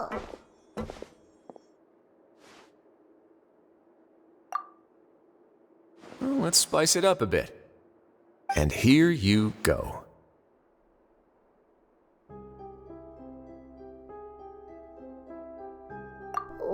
huge ship? This is also a production zone that Paimon's never seen before. What's going on? How much do you know about Fontanian history? Not much at all. Well, then maybe you haven't heard the story of ancient Lemuria. To give you a quick rundown, Fontaine used to be ruled by the Lemurian dynasty. According to legend, the Lemurian king Remus came to this land after being inspired by divine revelation and found the seer Sibila, who had taken on the form of a golden bee. Taking the golden bee with him and riding on a huge ship, the Fortuna, he created his nation above the surging waves.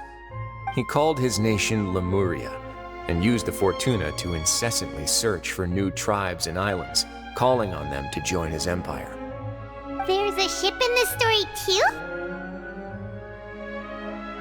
Where there's water, there'll be ships. People believe that hope can always be found at the end of a voyage. Do you believe that too? To a point, I think. As you've already seen, I have a whole factory's worth of labor, materials, and technology at my disposal. Certainly can't hurt to give it a try. So the moment I began to speculate that the primordial sea might lie underneath the gate, I also began this project.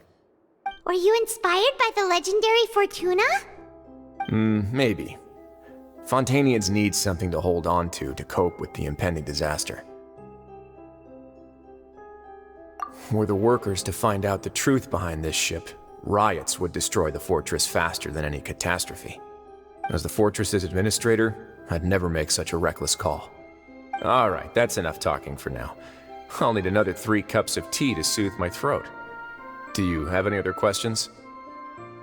Seems like you're good. Come on, I'll take you back.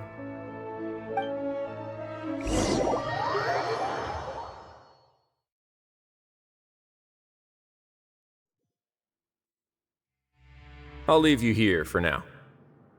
Oh, thank you so much. No worries. But don't forget, it's up to you whether or not you want to share what you just saw. What you do from here on out will likely affect those 3 as well.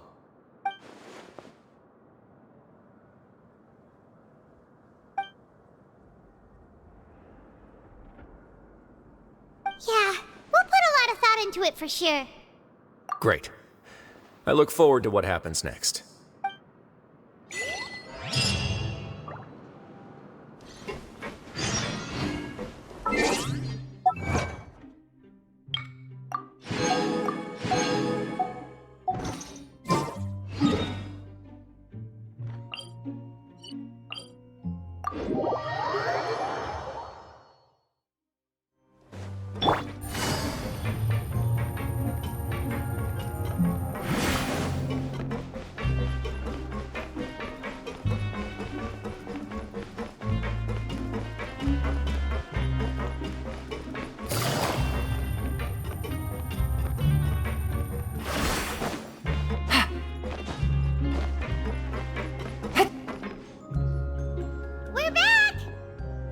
Welcome back.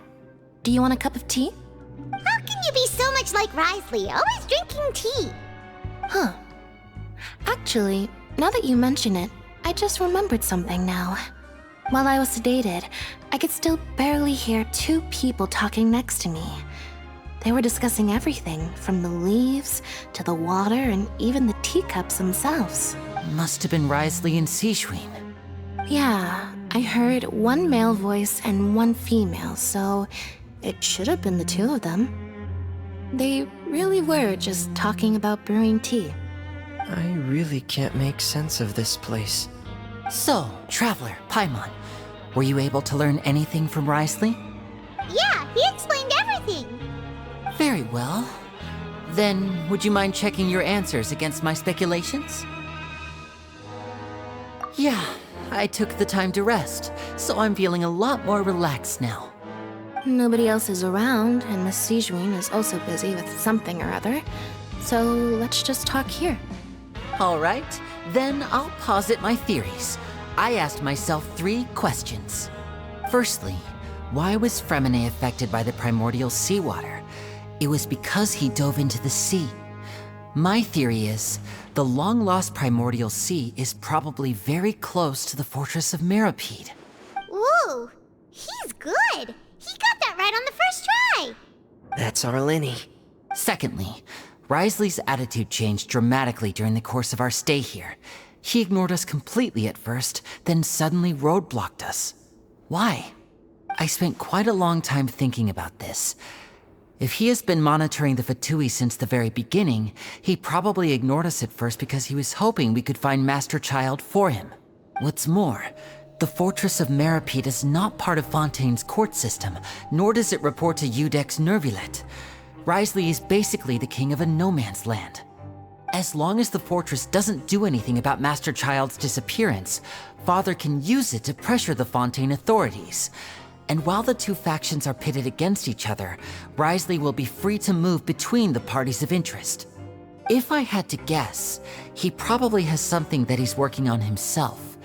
It's likely related to the secret of the infirmary, but I just can't think of what it could be. You're super smart! Thanks so much. Then finally, there's the last question. If Wriothesley does have a plan, what could it be? All I know for now is that his plan probably has something to do with the changing nature of the seawater. He's even gotten Cloran to help him out. That can't be the full extent of what he's doing. There's probably a secret passageway behind the block in the infirmary, and there's something big in the fortress that most people here never get to see. He has a bargaining chip, and it could be important enough for Father to deal with him directly. I don't have enough information, so I have no idea what his chip might be. But let me guess. You have the last piece of the puzzle.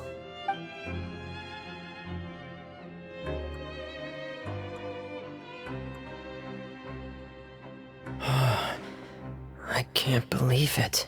The sea will engulf everyone. Just like the prophecy said. Could Wriothesley have wanted to meet Father to figure out a way to deal with this crisis?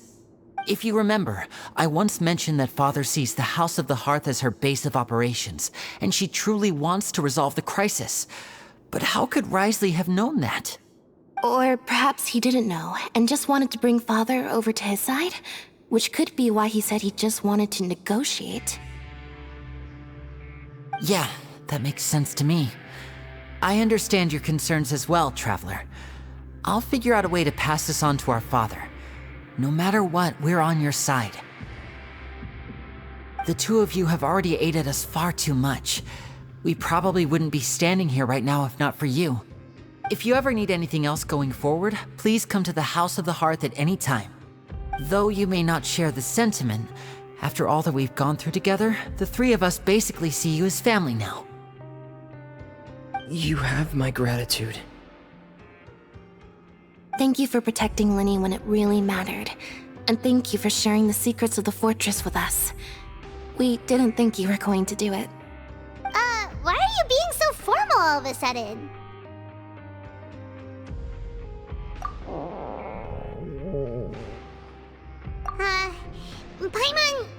Paimon's hungry.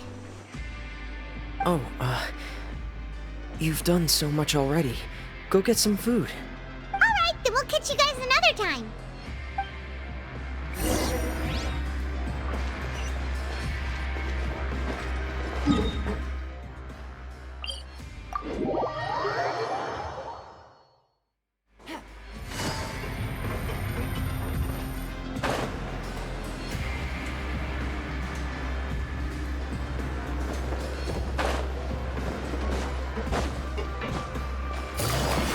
Take it easy.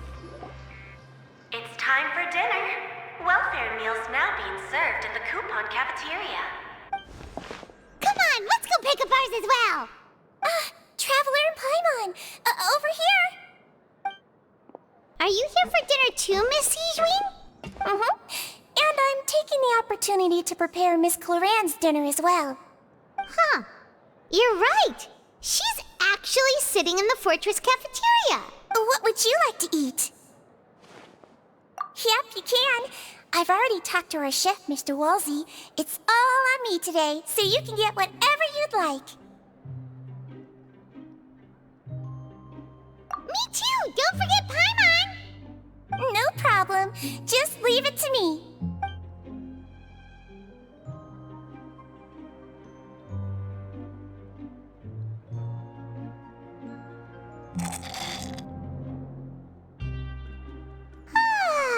So delicious. Paimon's so happy. Paimon wants to feast like this every day. Feeling full yet? How's the food? Delicious. I'm so glad to see you all so happy. Oh, see, the expression on your face just now? The muscle here just moved, which suggests that you're feeling quite relaxed at the moment. Sigewinne, do you do this to help your patients or to better understand human beings? A bit of both, I suppose. I'm a Melusine, which means I'm very different from human beings. I must know what you're thinking if I want to take good care of you. You're really good at taking care of people. Even though you're so short, you still talk and act like an older sister. Really? You're reminded of an older sister? That's great to hear. Oh, and what did you mean back in Risley's office? When you said that you were protecting Linny and his siblings as well? Oh, that.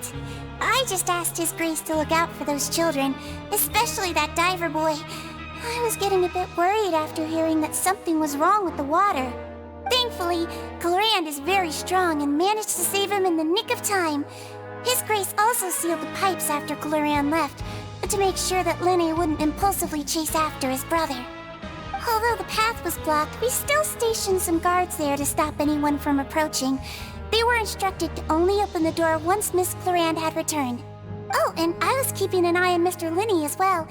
We had to press him, but we couldn't allow him to be in any real danger. You were all super considerate and really thought everything through. It's just what we do down here at the fortress. At least this has been His Grace's style for as long as he's been the leader. Oh, I really wish Monsieur Nervula would come down here more often too. I feel like he'd like it here, with all the darkness and chaos.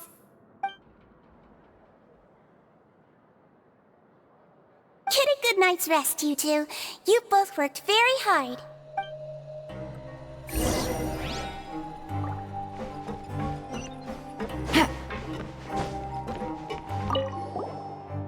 Glorand! Ah, it's you two. How's dinner? It's all right. Miss Sigewinne really put in a lot of effort.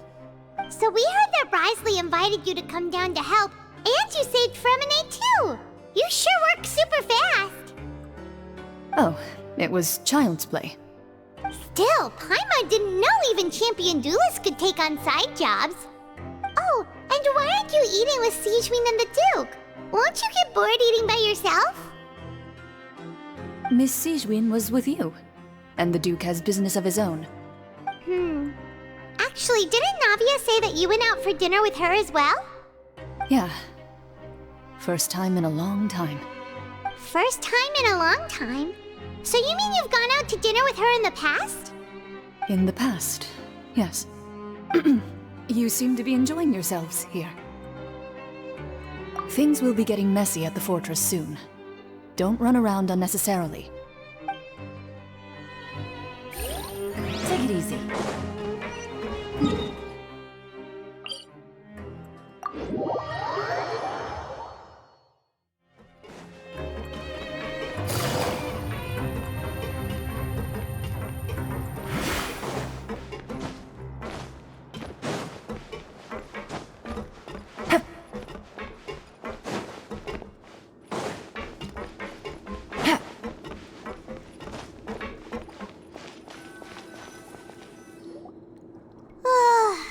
Much has happened. Paimon just feels absolutely exhausted now that she's finally relaxed. Paimon's super sleepy. Are you sleepy too?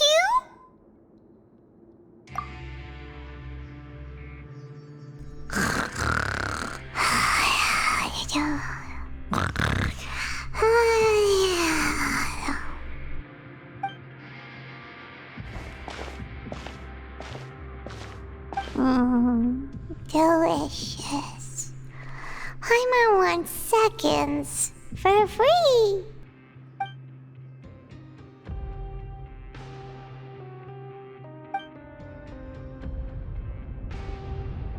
of my way! Get out of my way! What happened? Why is everyone running? No idea, but something must have happened. Stop asking! Who's yelling? Paimon still wants to sleep.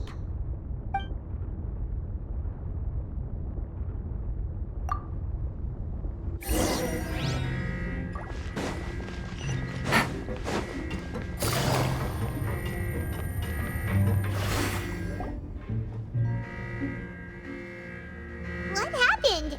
Why is everyone running around? Hey, what are you doing? No time to explain, mate. Goodbye. Hey, wait! What's wrong with these people? They won't even talk to us. They're here! There you are! Oh, thank goodness! Quisto and Lavaroon, do you know what happened here? We came here especially to inform you. Something seems to have gone terribly wrong just now. His Grace is telling everyone to evacuate and get out of here. Lavaroon was saying you two are new here and you don't have many friends, so you might slip through the cracks. Haven't you heard all the stories like that? An evacuation is successfully completed, yet you only find out once you do a head count that 1 or 2 people are missing. Wait, weren't you the one who brought that up? Why is it suddenly my idea? Hey, shut up! Okay, whatever. The point is, you should come with us. Yeah, he said to get as far away as possible, upwards and outwards. Oh no, it can't be that thing! Whoa, wait, what? What? Hey, where are you going? We have to go find the Duke! You two just go and get out! Go on without us! Hey! Be careful! Attention! Please evacuate upwards and outwards, upwards and outwards. If you're already at the topmost layer, then try to move as far outwards as possible.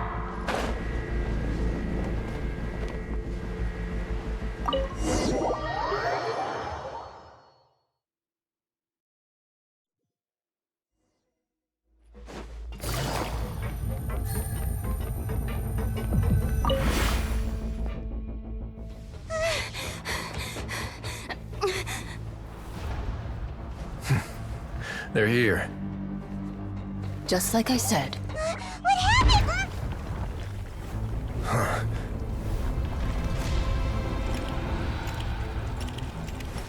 You're just in time.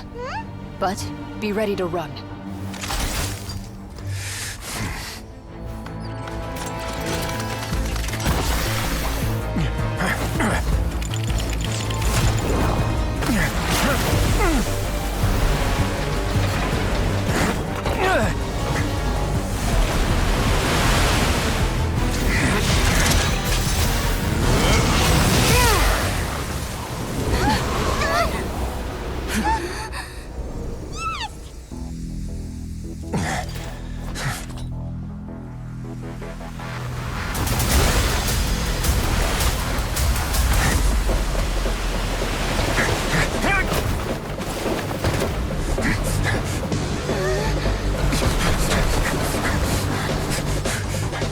Three, 2, 1.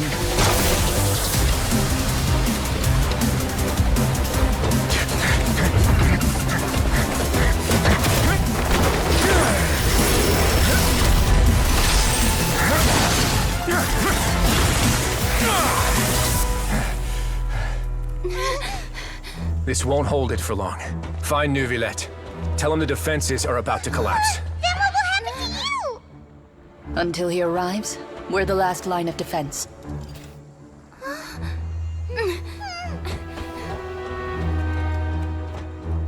The gate. How long do you think it'll hold? That depends on us.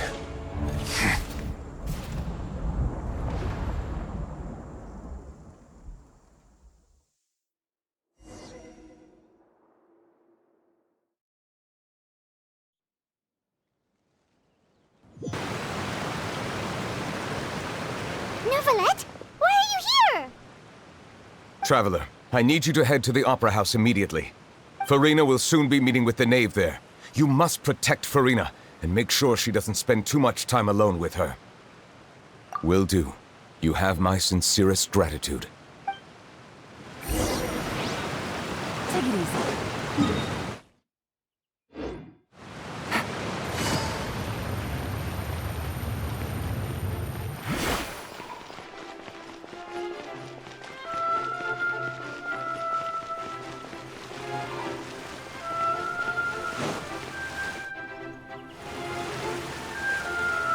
Look!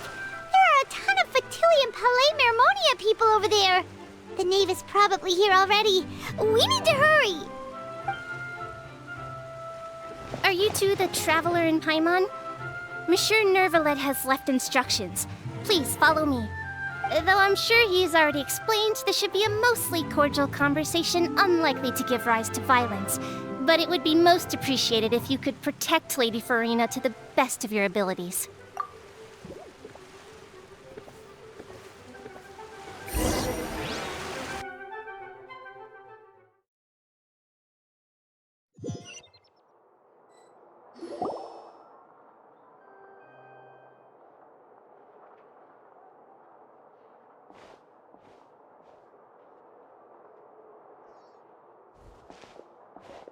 Oh, so you two are the honored guests Miss Farina mentioned.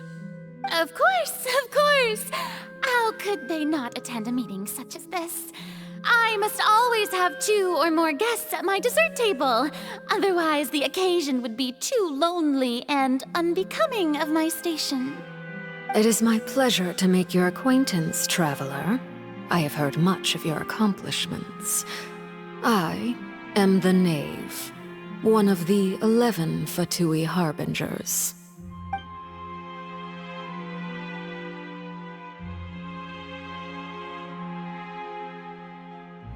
I've already prepared seats for you. Come, sit beside me. Perhaps you two are unaware of how Miss Farina and I do things. You see, we actually recently agreed to get together for tea when we had the time. See this?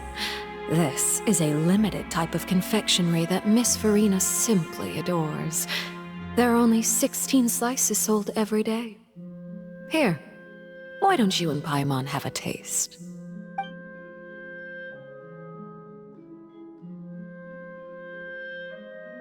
Traveler, what do you think of this cake?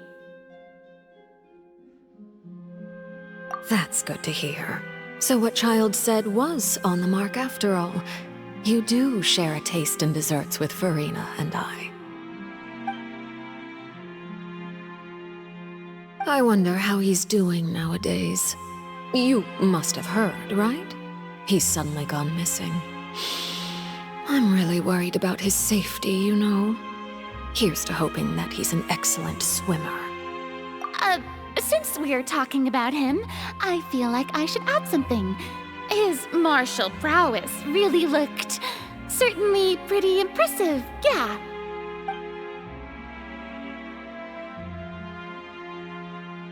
Oh, so you're also familiar with his aptitude for fighting, Miss Farina.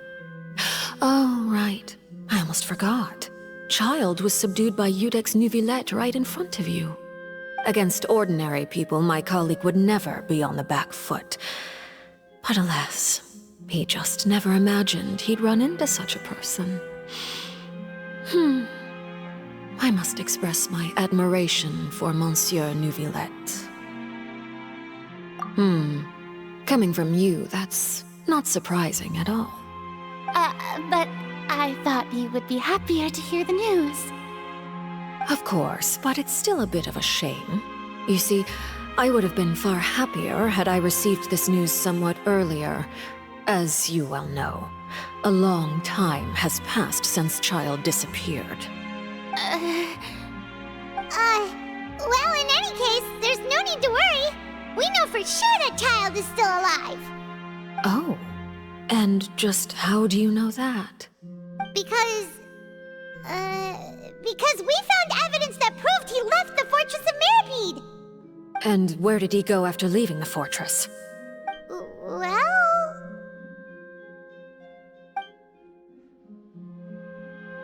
The Fortress of Meripede lies deep beneath the waves. Unless he pranced right out of the main gate, he must have had to swim for it.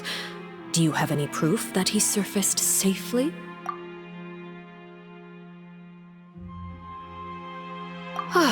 has good news at least. His sister Tonya sent a letter to Fontaine not too long ago. Since he was unfortunately unavailable, I picked it up on his behalf. Do you have any idea how he usually writes back to his family? Dear Tonya, your letter made me feel like we were still enjoying our time in Snezhnaya together. I'm currently admiring the scenery on the streets in front of the Opera House. Is it something like that?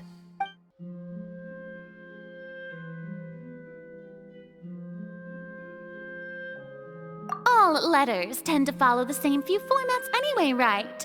As long as the contents are accurate, it doesn't matter so much how it's written or how it's worded. Hold on. The water in the teacup is shaking. I suppose this is also a sign of things to come, Miss Farina. Huh? I don't quite understand what you're trying to say. Have we entered into the next stage of the prophecy?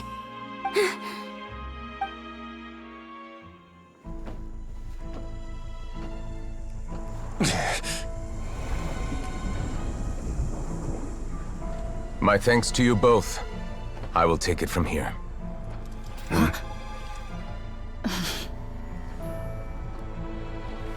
Sure you don't need a hand? Quite sure. Wow. So, what's your secret, huh? Let me guess. Nah, who knows? Maybe it's just your sense of responsibility. Sounds about right.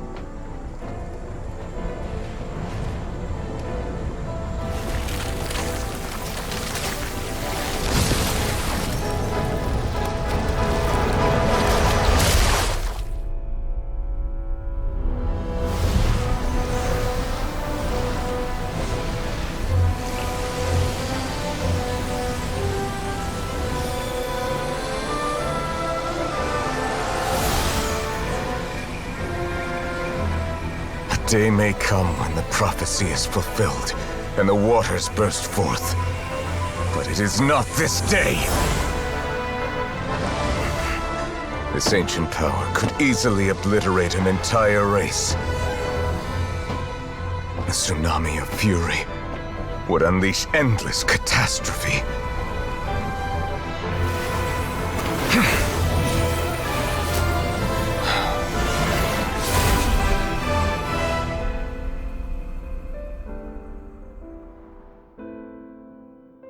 This sentence is too severe. Forgive me for overruling it.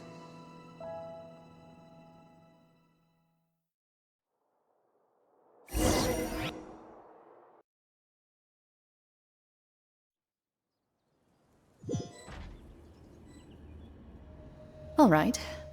Seems like the problem inside has been suppressed. Let me guess, we're safe for now. Indeed. But only for now. I win this bet. You owe me a present. Very well. It was indeed just as you said. You made a bet? We made a bet on the size of your entourage. Cloran thought you wouldn't come down by yourself. I figured you would have at least brought a few people along for appearance's sake. It appears I underestimated just how confidential the mission was. Shouldn't you have gotten used to confidential missions by now? That's just how the courts operate. So what gift must the loser give? Tea? He already has tons of tea in his office. I'm thinking about a set of legal codices. That wouldn't happen to be a dig at my lack of legal awareness, would it?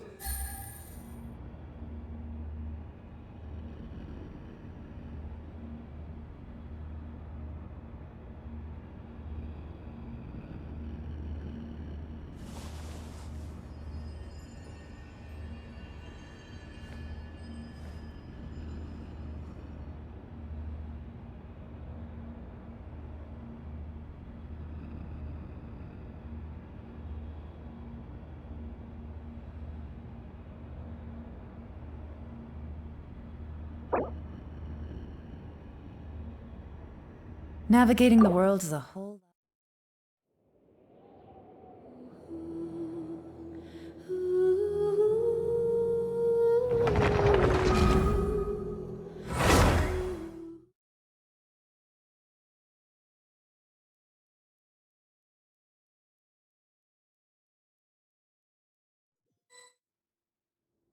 All right. Seems like the problem inside has been suppressed. Let me guess, we're safe for now. Indeed. But only for now. I win this bet. You owe me a present. Very well. It was indeed just as you said. You made a bet? We made a bet on the size of your entourage. Cloran thought you wouldn't come down by yourself. I figured you would have at least brought a few people along for appearance's sake. It appears I underestimated just how confidential the mission was. Shouldn't you have gotten used to confidential missions by now? That's just how the courts operate. So what gift must the loser give? Tea? He already has tons of tea in his office. I'm thinking about a set of legal codices. That wouldn't happen to be a dig at my lack of legal awareness, would it? Well, I'm sure His Grace doesn't consider the fortress to be outside the law. I was under the impression the residents of a place like this would be uninterested in the legal codices. That was obviously a joke. Anyway, you've still got some unfinished business to attend to in the overworld, correct? No need to stay here if you have a pressing matter. We all know you can't leave Palais Mermonia for long. Thank you. I hope everything went smoothly with the Fatui Harbinger.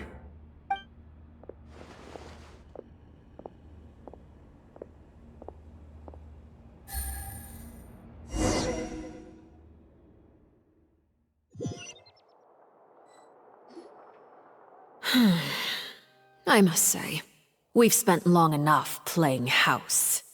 Miss Farina, as the Hydro Archon, I am sure you understand the exact meaning of the phenomenon we just witnessed. Or should I say, that's what I originally thought. But looking at your expression, was I wrong? And you haven't a clue? What are you trying to say? At this point, I don't think there's any more need to speak as diplomatic representatives. Allow me to speak to you now as just a Fontanian. You know the prophecy by heart, and also that every part of it is being proven true. Yet, here you are relaxing, drinking tea, and eating desserts as if it's all nothing more than a few stray bugs in your garden. Do you really think that's acceptable? The prophecy's hanging above our necks like a guillotine. Every faction is looking for a way to either avert the disaster or save their own. Even the orphans of the House of the Hearth have devoted everything to saving their homeland. But you? It beggars belief just how nonchalant and carefree you have been. From the very beginning, you, the god Focalor, you have utterly failed to take action. You're wrong. I've never ignored the prophecy, nor have I just been passing the time in self-indulgence. Retract your accusation and stop doubting the wisdom of the gods with such absurd conjectures! I am not alone in my doubts, you know. All the children of Fontaine may be harboring the exact same thoughts right now. Oh, great Hydro Archon. How are you going to save them? Save us? How are the people you've sworn to protect supposed to survive in a land that will soon disappear beneath the waves? I have my ways, and I've been working on them for all this time. Even if you look down upon me, you have no right to judge me. Fontaine will be saved. Even if I still cannot see the true future right now, as long as I continue on as I am, I will be able to hold my head up high!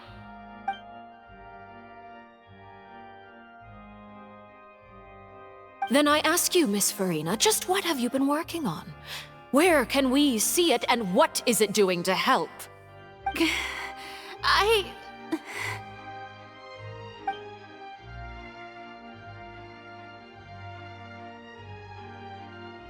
My machinations are just like the prophecy itself. They will only reveal themselves at the fated time. It is just that beings like yourselves are unable to perceive them as of yet. I see. As a god, the proof of your labor always lies beyond prying mortal eyes. Allow me to be so bold as to ask another way. Would it be possible for you to tell us the parts of your plan that are not confidential?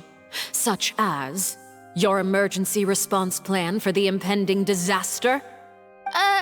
An emergency response plan? Oh, that look in your eyes. Have you not even prepared one of those? The emergency response plan is also strictly confidential. Then allow me to jog your memory. Miss Farina, what is the purpose of your Oratrice Mécanique d'Analyse Cardinal? And what do you plan to do with the massive amounts of indemnitium that has accumulated over the years? The Oratrice? It's just like it appears to be. So you also have no idea. If I'm not mistaken, someone's using it to prepare for something. But unfortunately, it would seem that someone is not you, Miss Farina. I first caught wind of this when Linny tried to investigate the Oratrice in the Opera House. You see, even just getting close to the core contaminated him with an extremely large amount of indemnitium. But even if that had nothing to do with you, then what could you possibly be working on, oh great Hydro Archon? Oh, right. I almost forgot. Udex Neuvillette is not at the tea party with us today. Miss Farina, I suppose you must have ordered him away to take care of some troublesome business. Yes, that's exactly right. Please keep it a secret for me. Of course I will. Although, I must say, Miss Farina, you seem quite insecure without the Udex by your side. Oh, very well. Let's stop that conversation here. There are still a few slices of cake left, so please, help yourselves, everyone.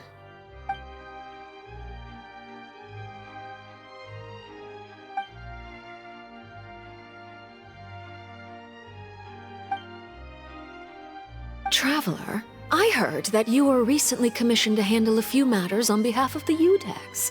Why don't you take an extra slice of cake? Those who work hard deserve gratitude and praise.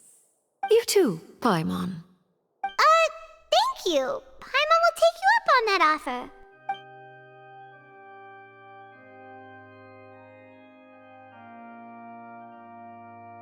Oh, Paimon's super full. That cake was great. If it's on my tea table, it must be of the highest quality. Yes, and we must thank the knave for bringing these over as well. You're welcome. I'm sure the cake also felt greatly honored to be featured at Miss Farina's table. And I was merely catering to Miss Farina's tastes, seeking a chance to chat over tea. It is getting late. Why don't we call it a day?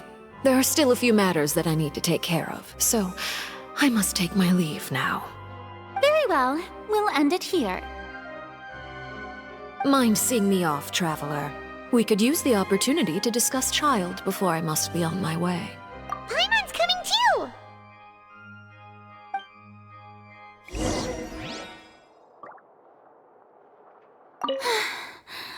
The tea party turned out to be even more difficult than I'd imagined. Why are you looking at me like that? Is something the matter?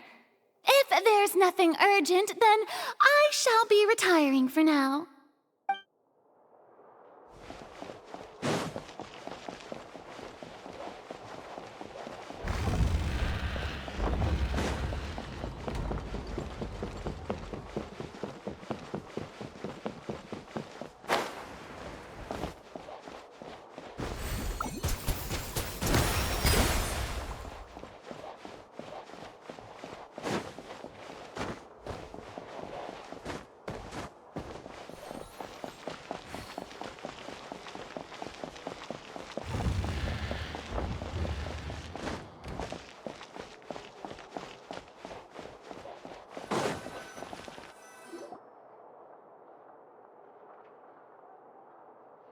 I'm glad that you were willing to come with me.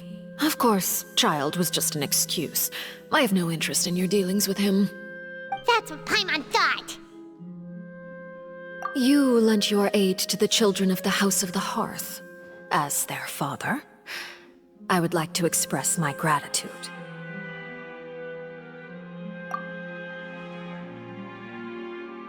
That was all. Formal topics should be discussed in formal settings, and informal topics in informal settings. I know you just returned from the fortress of Meripede. Relax. I have no intention of trying to get anything out of you. Linny, Lynette, and Fremine are still there, and I trust their judgment and abilities. They've all been working very hard and have always done all they can to fight back against anyone who tried to stop them, especially Linny. You mean Wriothesley. He's a tricky one to deal with. It's unfortunate that Linny's so eager to prove himself that he can't learn to rely on others, including me. By the way, and you can just consider this a bit of idle gossip, but what's your impression of Furina?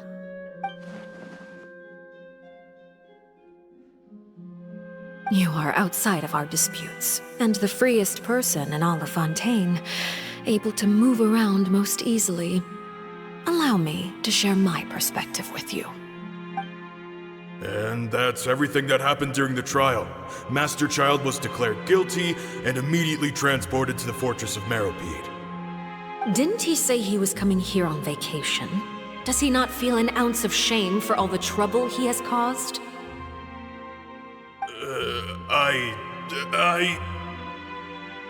Forget it. He did give us an opportunity. I will be meeting someone shortly. Do you require help with any preparations? No need. I will take care of it myself. I need to meet with Furina, the Hydro Archon. She is at the heart of Fontaine. But what's fascinating about her is that she often seems more like a celebrity than a working Archon. Oh? Come over here, you little critter, you!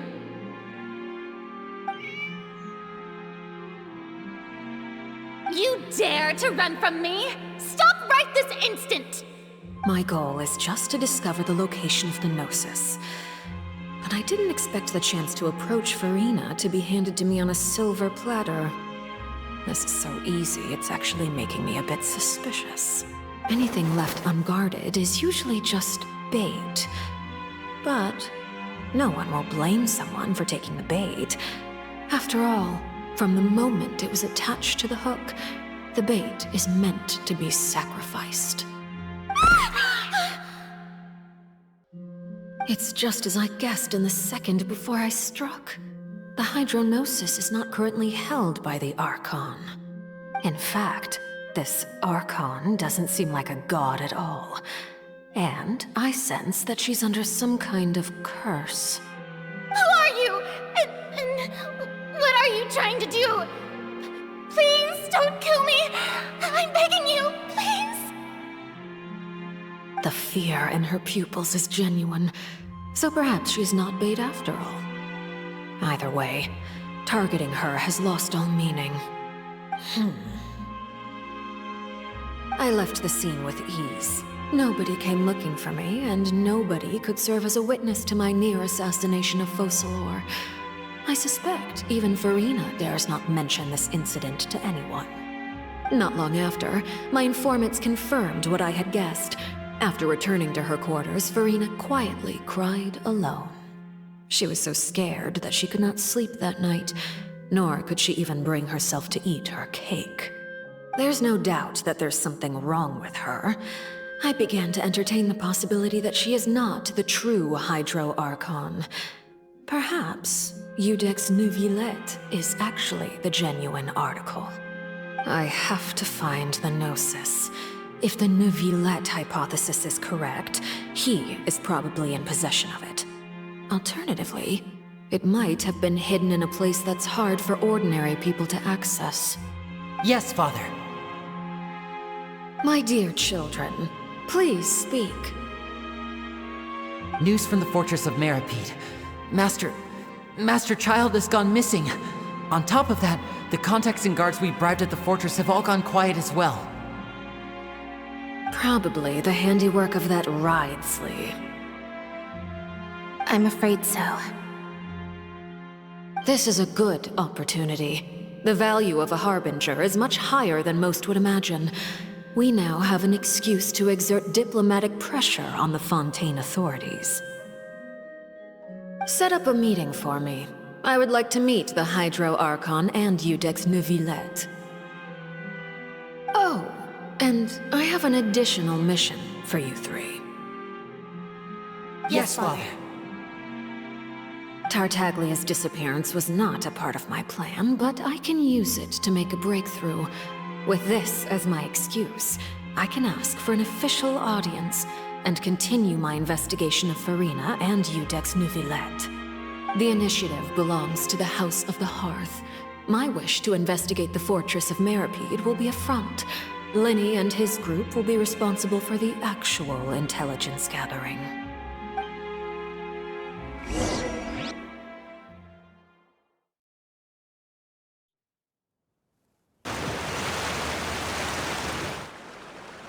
You should know the rest. Linny's group is quite close to you, so they wouldn't have hidden anything from you. You attacked the Hydro Archon? It wouldn't mean anything, even if you shouted it from the rooftops. After all, even Farina herself is still pretending that nothing of that sort ever happened. Alright then. I've now had 2 chances to enjoy tea with Farina. I have to say, the leadership of Fontaine is even more inscrutable than I had imagined. I once surmised that Iudex Neuvillette must be the Hydro Archon, but now, that doesn't seem right to me either. I am a servant of Her Majesty the Tsaritsa.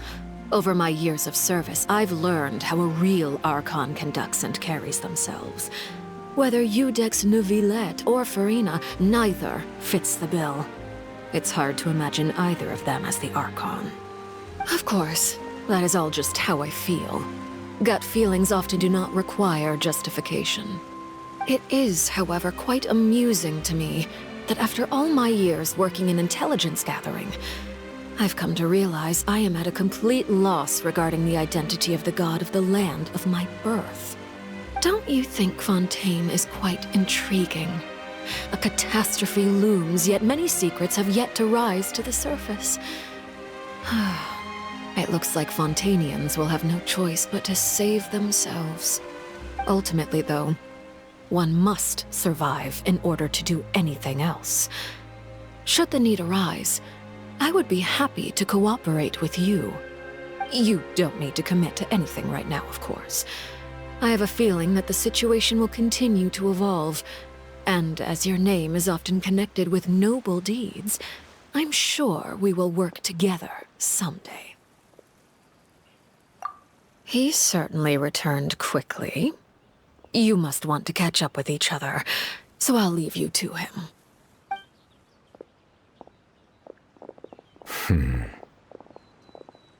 Neuvillette, is it over? For now, yes. But this issue will prove quite thorny in the long term.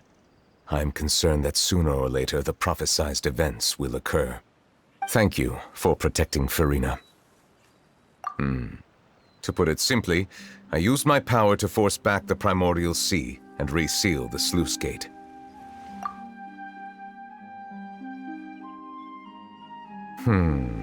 So as expected, the knave has turned up the pressure on Farina. She's trying to feel her out, though I'm still unsure as to her motives. Permission granted. Whoa. It can't be that you're the real Hydro Archon, right? But that's just a speculation on our part, though. You can't tell us? Then that's okay. We can talk about something else. We won't try to force you. You guys in Fontaine are super strange. If by the phrase, you guys, you are referring to Farina and I, Then although I'm not sure just what you are trying to imply, I must clarify that I do not share her positions on a multitude of topics. I believe so. The fortress has a long and complex history. It has seen much grief and suffering. And now, another catastrophe will soon be upon us. I mourn this turn of events. Huh? Why is it raining all of a sudden?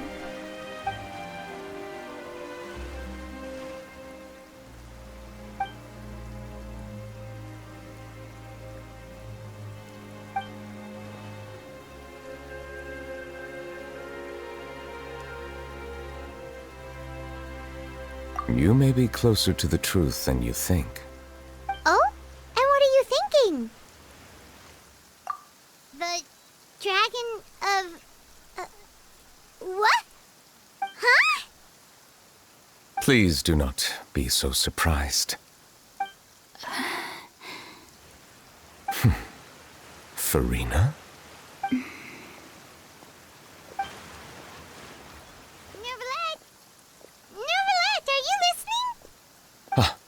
My apologies.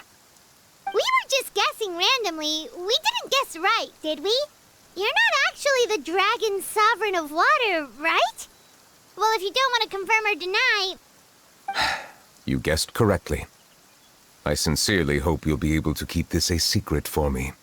Right, of course. We'll definitely help you keep it a secret. There's still something Paimon wants to ask you, though. Please, go ahead. Well, if you are the Dragon Sovereign of Water, and you were able to force back the Primordial Sea from the fortress, then since Fontaine's prophecy is all about seawater, couldn't you just use your power to solve the crisis? None of the currently living dragon sovereigns in the world, myself included, possess our full dragonhood. They say that when the first usurper arrived on Tivat, they seized a part of the dragon's power. Today, that stolen power is the basis of the Archon's authorities. There are 7 elemental Archons and 7 matching dragon sovereigns. The dragon sovereign of water who lived through that era perished a long time ago. As their successor, I know far less of that part of our ancient history. In any case, I believe I will not be able to do much unless the Archon disappears and returns their elemental authority to me. Given the status quo, however, I would recommend finding another way to deal with the prophecy. Oh, so even you can't solve it. I still have some urgent matters to attend to at my office. If you have any more questions regarding ancient history, you are welcome to discuss them with me at a later time. Please go right ahead. There's a place that Paimon wants to go too. Traveler, why don't we pay another visit to the Fortress of Meropide? Paimon is a little worried. We'll see you another time. Take care.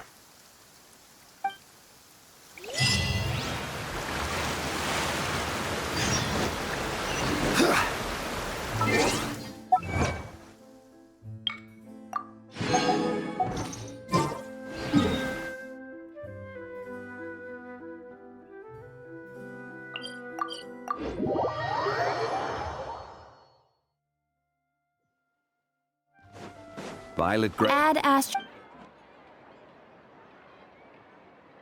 Thank you for completing today.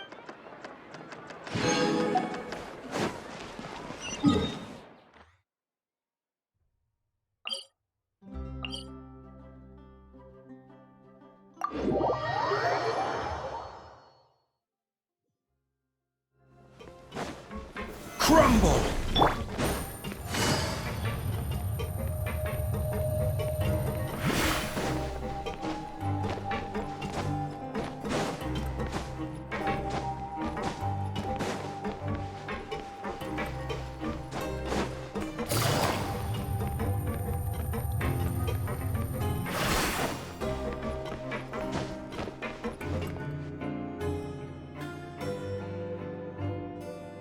Now guess, what suit will this next card be?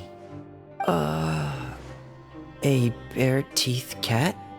Well, well, look who it is. Traveler, Paimon. Hello, everyone. Looks like you're recovering nicely from it, eh? Mm-hmm. Thanks to everyone's support. Oh, right. I managed to work up the courage to thank Miss Clarant in person. Whoa, how did she react?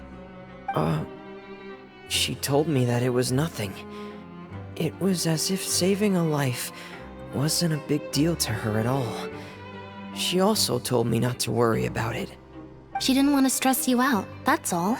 She's right, and it's best not to dwell on it. Yeah. Okay, but check this out. We went back to the opera house and we met the knave. You met Father? Did she say anything to you? She said a few things that were, a bit hard to understand. And also that she's looking forward to working with us in the future. Her attitude towards you is even better than what we'd imagined. That's fantastic. You should believe her. She has her own way of doing things, and she'll do everything in her power to help those she considers close, which now might also include you. Father is very capable, and also trustworthy. Oh, Paimon just remembered that she thought Linny was a bit too proud as well. She said that you should learn how to rely on others sometimes. Got it. Huh. That does sound like something that Father would say. Hey! Are you going to stay here for the next few days? Looks like it, yeah. Excellent. I will host a tea party. For real? Then Paimon wants another serving of cake. Another implies that you were already served some delicious cake while you were up there. How lovely. Well, next time, you're going to have tea and snacks with us.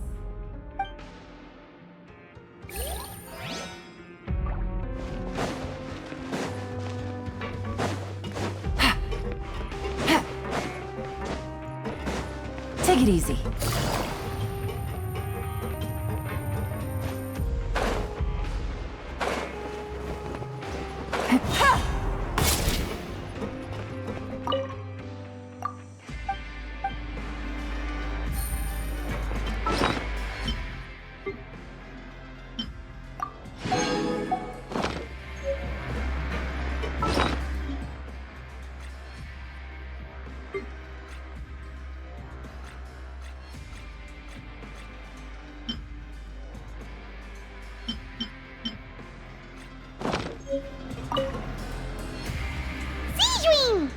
Traveler, Paimon, you're back!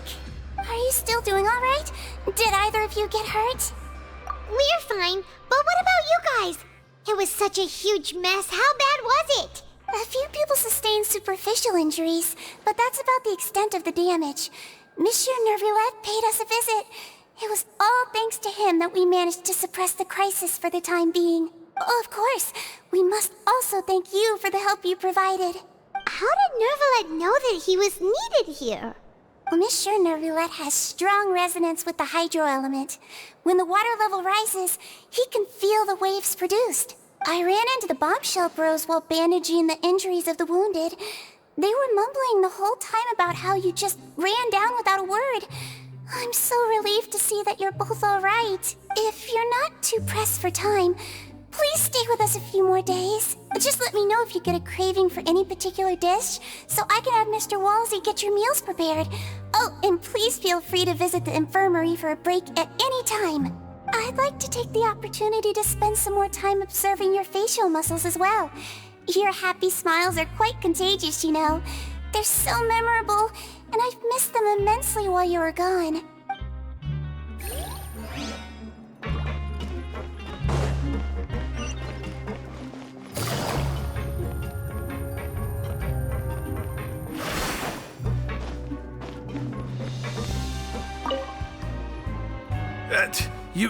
You guys are back?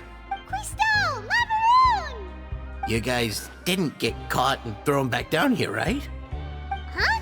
No, not at all. And here I thought you'd managed to escape from jail during all the commotion. I'd held you up as legendary jailbreakers, but now you're telling me you just never left? We're sorry, but we just had some business to take care of. All right. There's no need to get caught up in the details. We're just relieved to see you. He was super worried about you, you know. Hey, it wasn't just me. Weren't you super worried as well? Something like that, yeah. I was also transferred to work in the kitchen a few days ago. I can still hear Quisto mumbling to the carrots. Are those two all right? Do you think they made it out alive? Whenever he'd say that, I'd tell him I'm sure they're fine. Wherever they are, they're kicking back with drinks in hand, enjoying the lovely scenery. Hey, there's nothing wrong with worrying about your prison pals, is there? I mean, considering how they always love listening to all my gossip. These two. They sure are a lot warmer and friendlier than when Paimon first met them. Oh, well, if you say so. I'll be watching you to make sure you finish every last bite.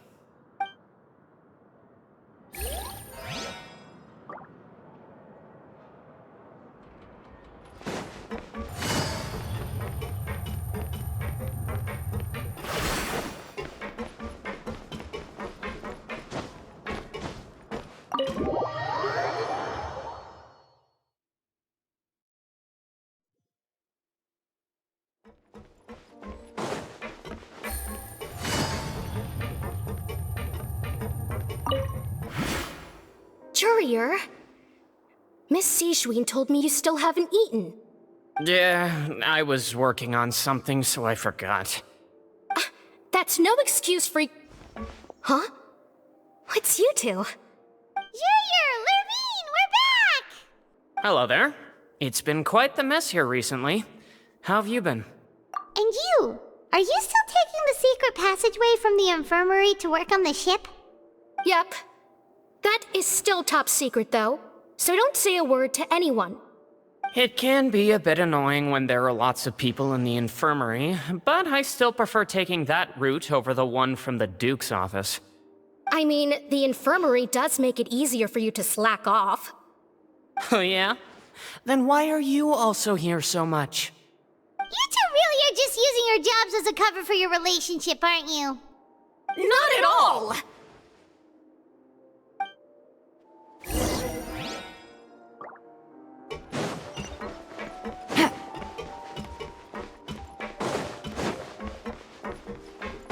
Take it easy.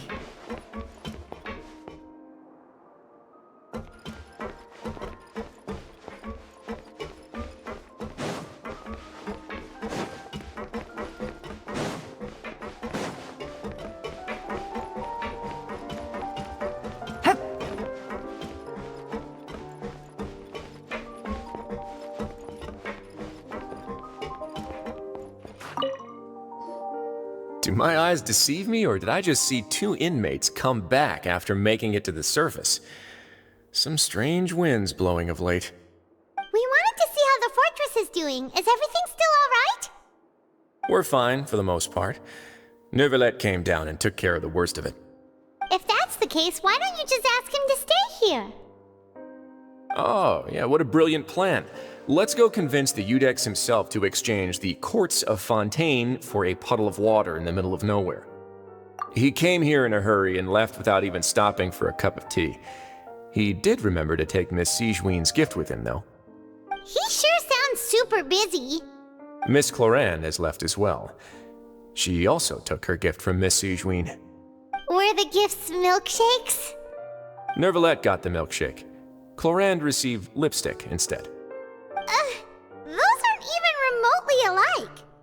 Well, it's Neuvillette's own fault for making Sijween worried about his health by working so much. But besides that, our head nurse is still pretty fond of picking out beauty products for the ladies.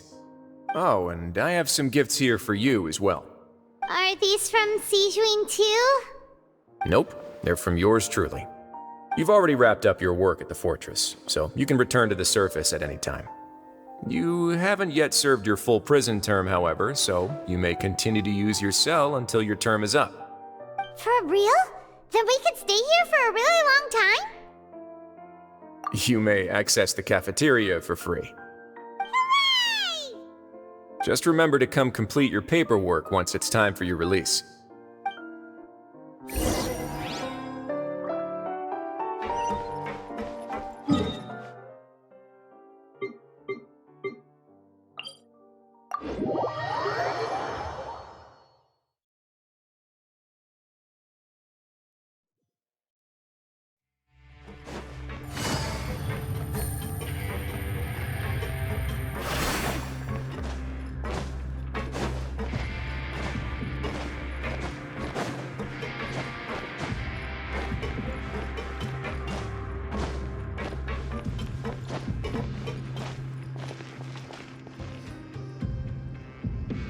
We're back in our cell again.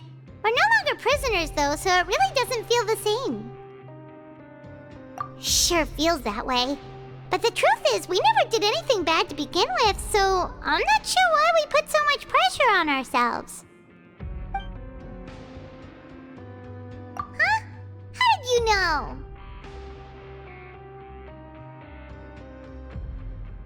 Hey, that's not true! Alright. Okay, Paimon just wanted to say that we really are an amazing duo after all. It's like, we've now gone to so many places together and become friends with so many people. We've never stopped traveling or stopped meeting new friends. There are so many bad things in the world, and we're just two people, but we've still been solving problems no matter where we go. Isn't that pretty cool? You're counting Paimon today? Aren't you the only adventurer here? Then let's ask Catherine to give Paimon an adventurer handbook as well. Paimon will also be an adventurer from today forward. Just our thoughts making Paimon giddy. Paimon's gonna crash, so you sleep soon too. The last time we fell asleep here, we woke up to a whole mess outside our cell. The primordial seawater nearly rose up. That was so scary. We should be safe now, right? Alright then, good night to you, Traveler.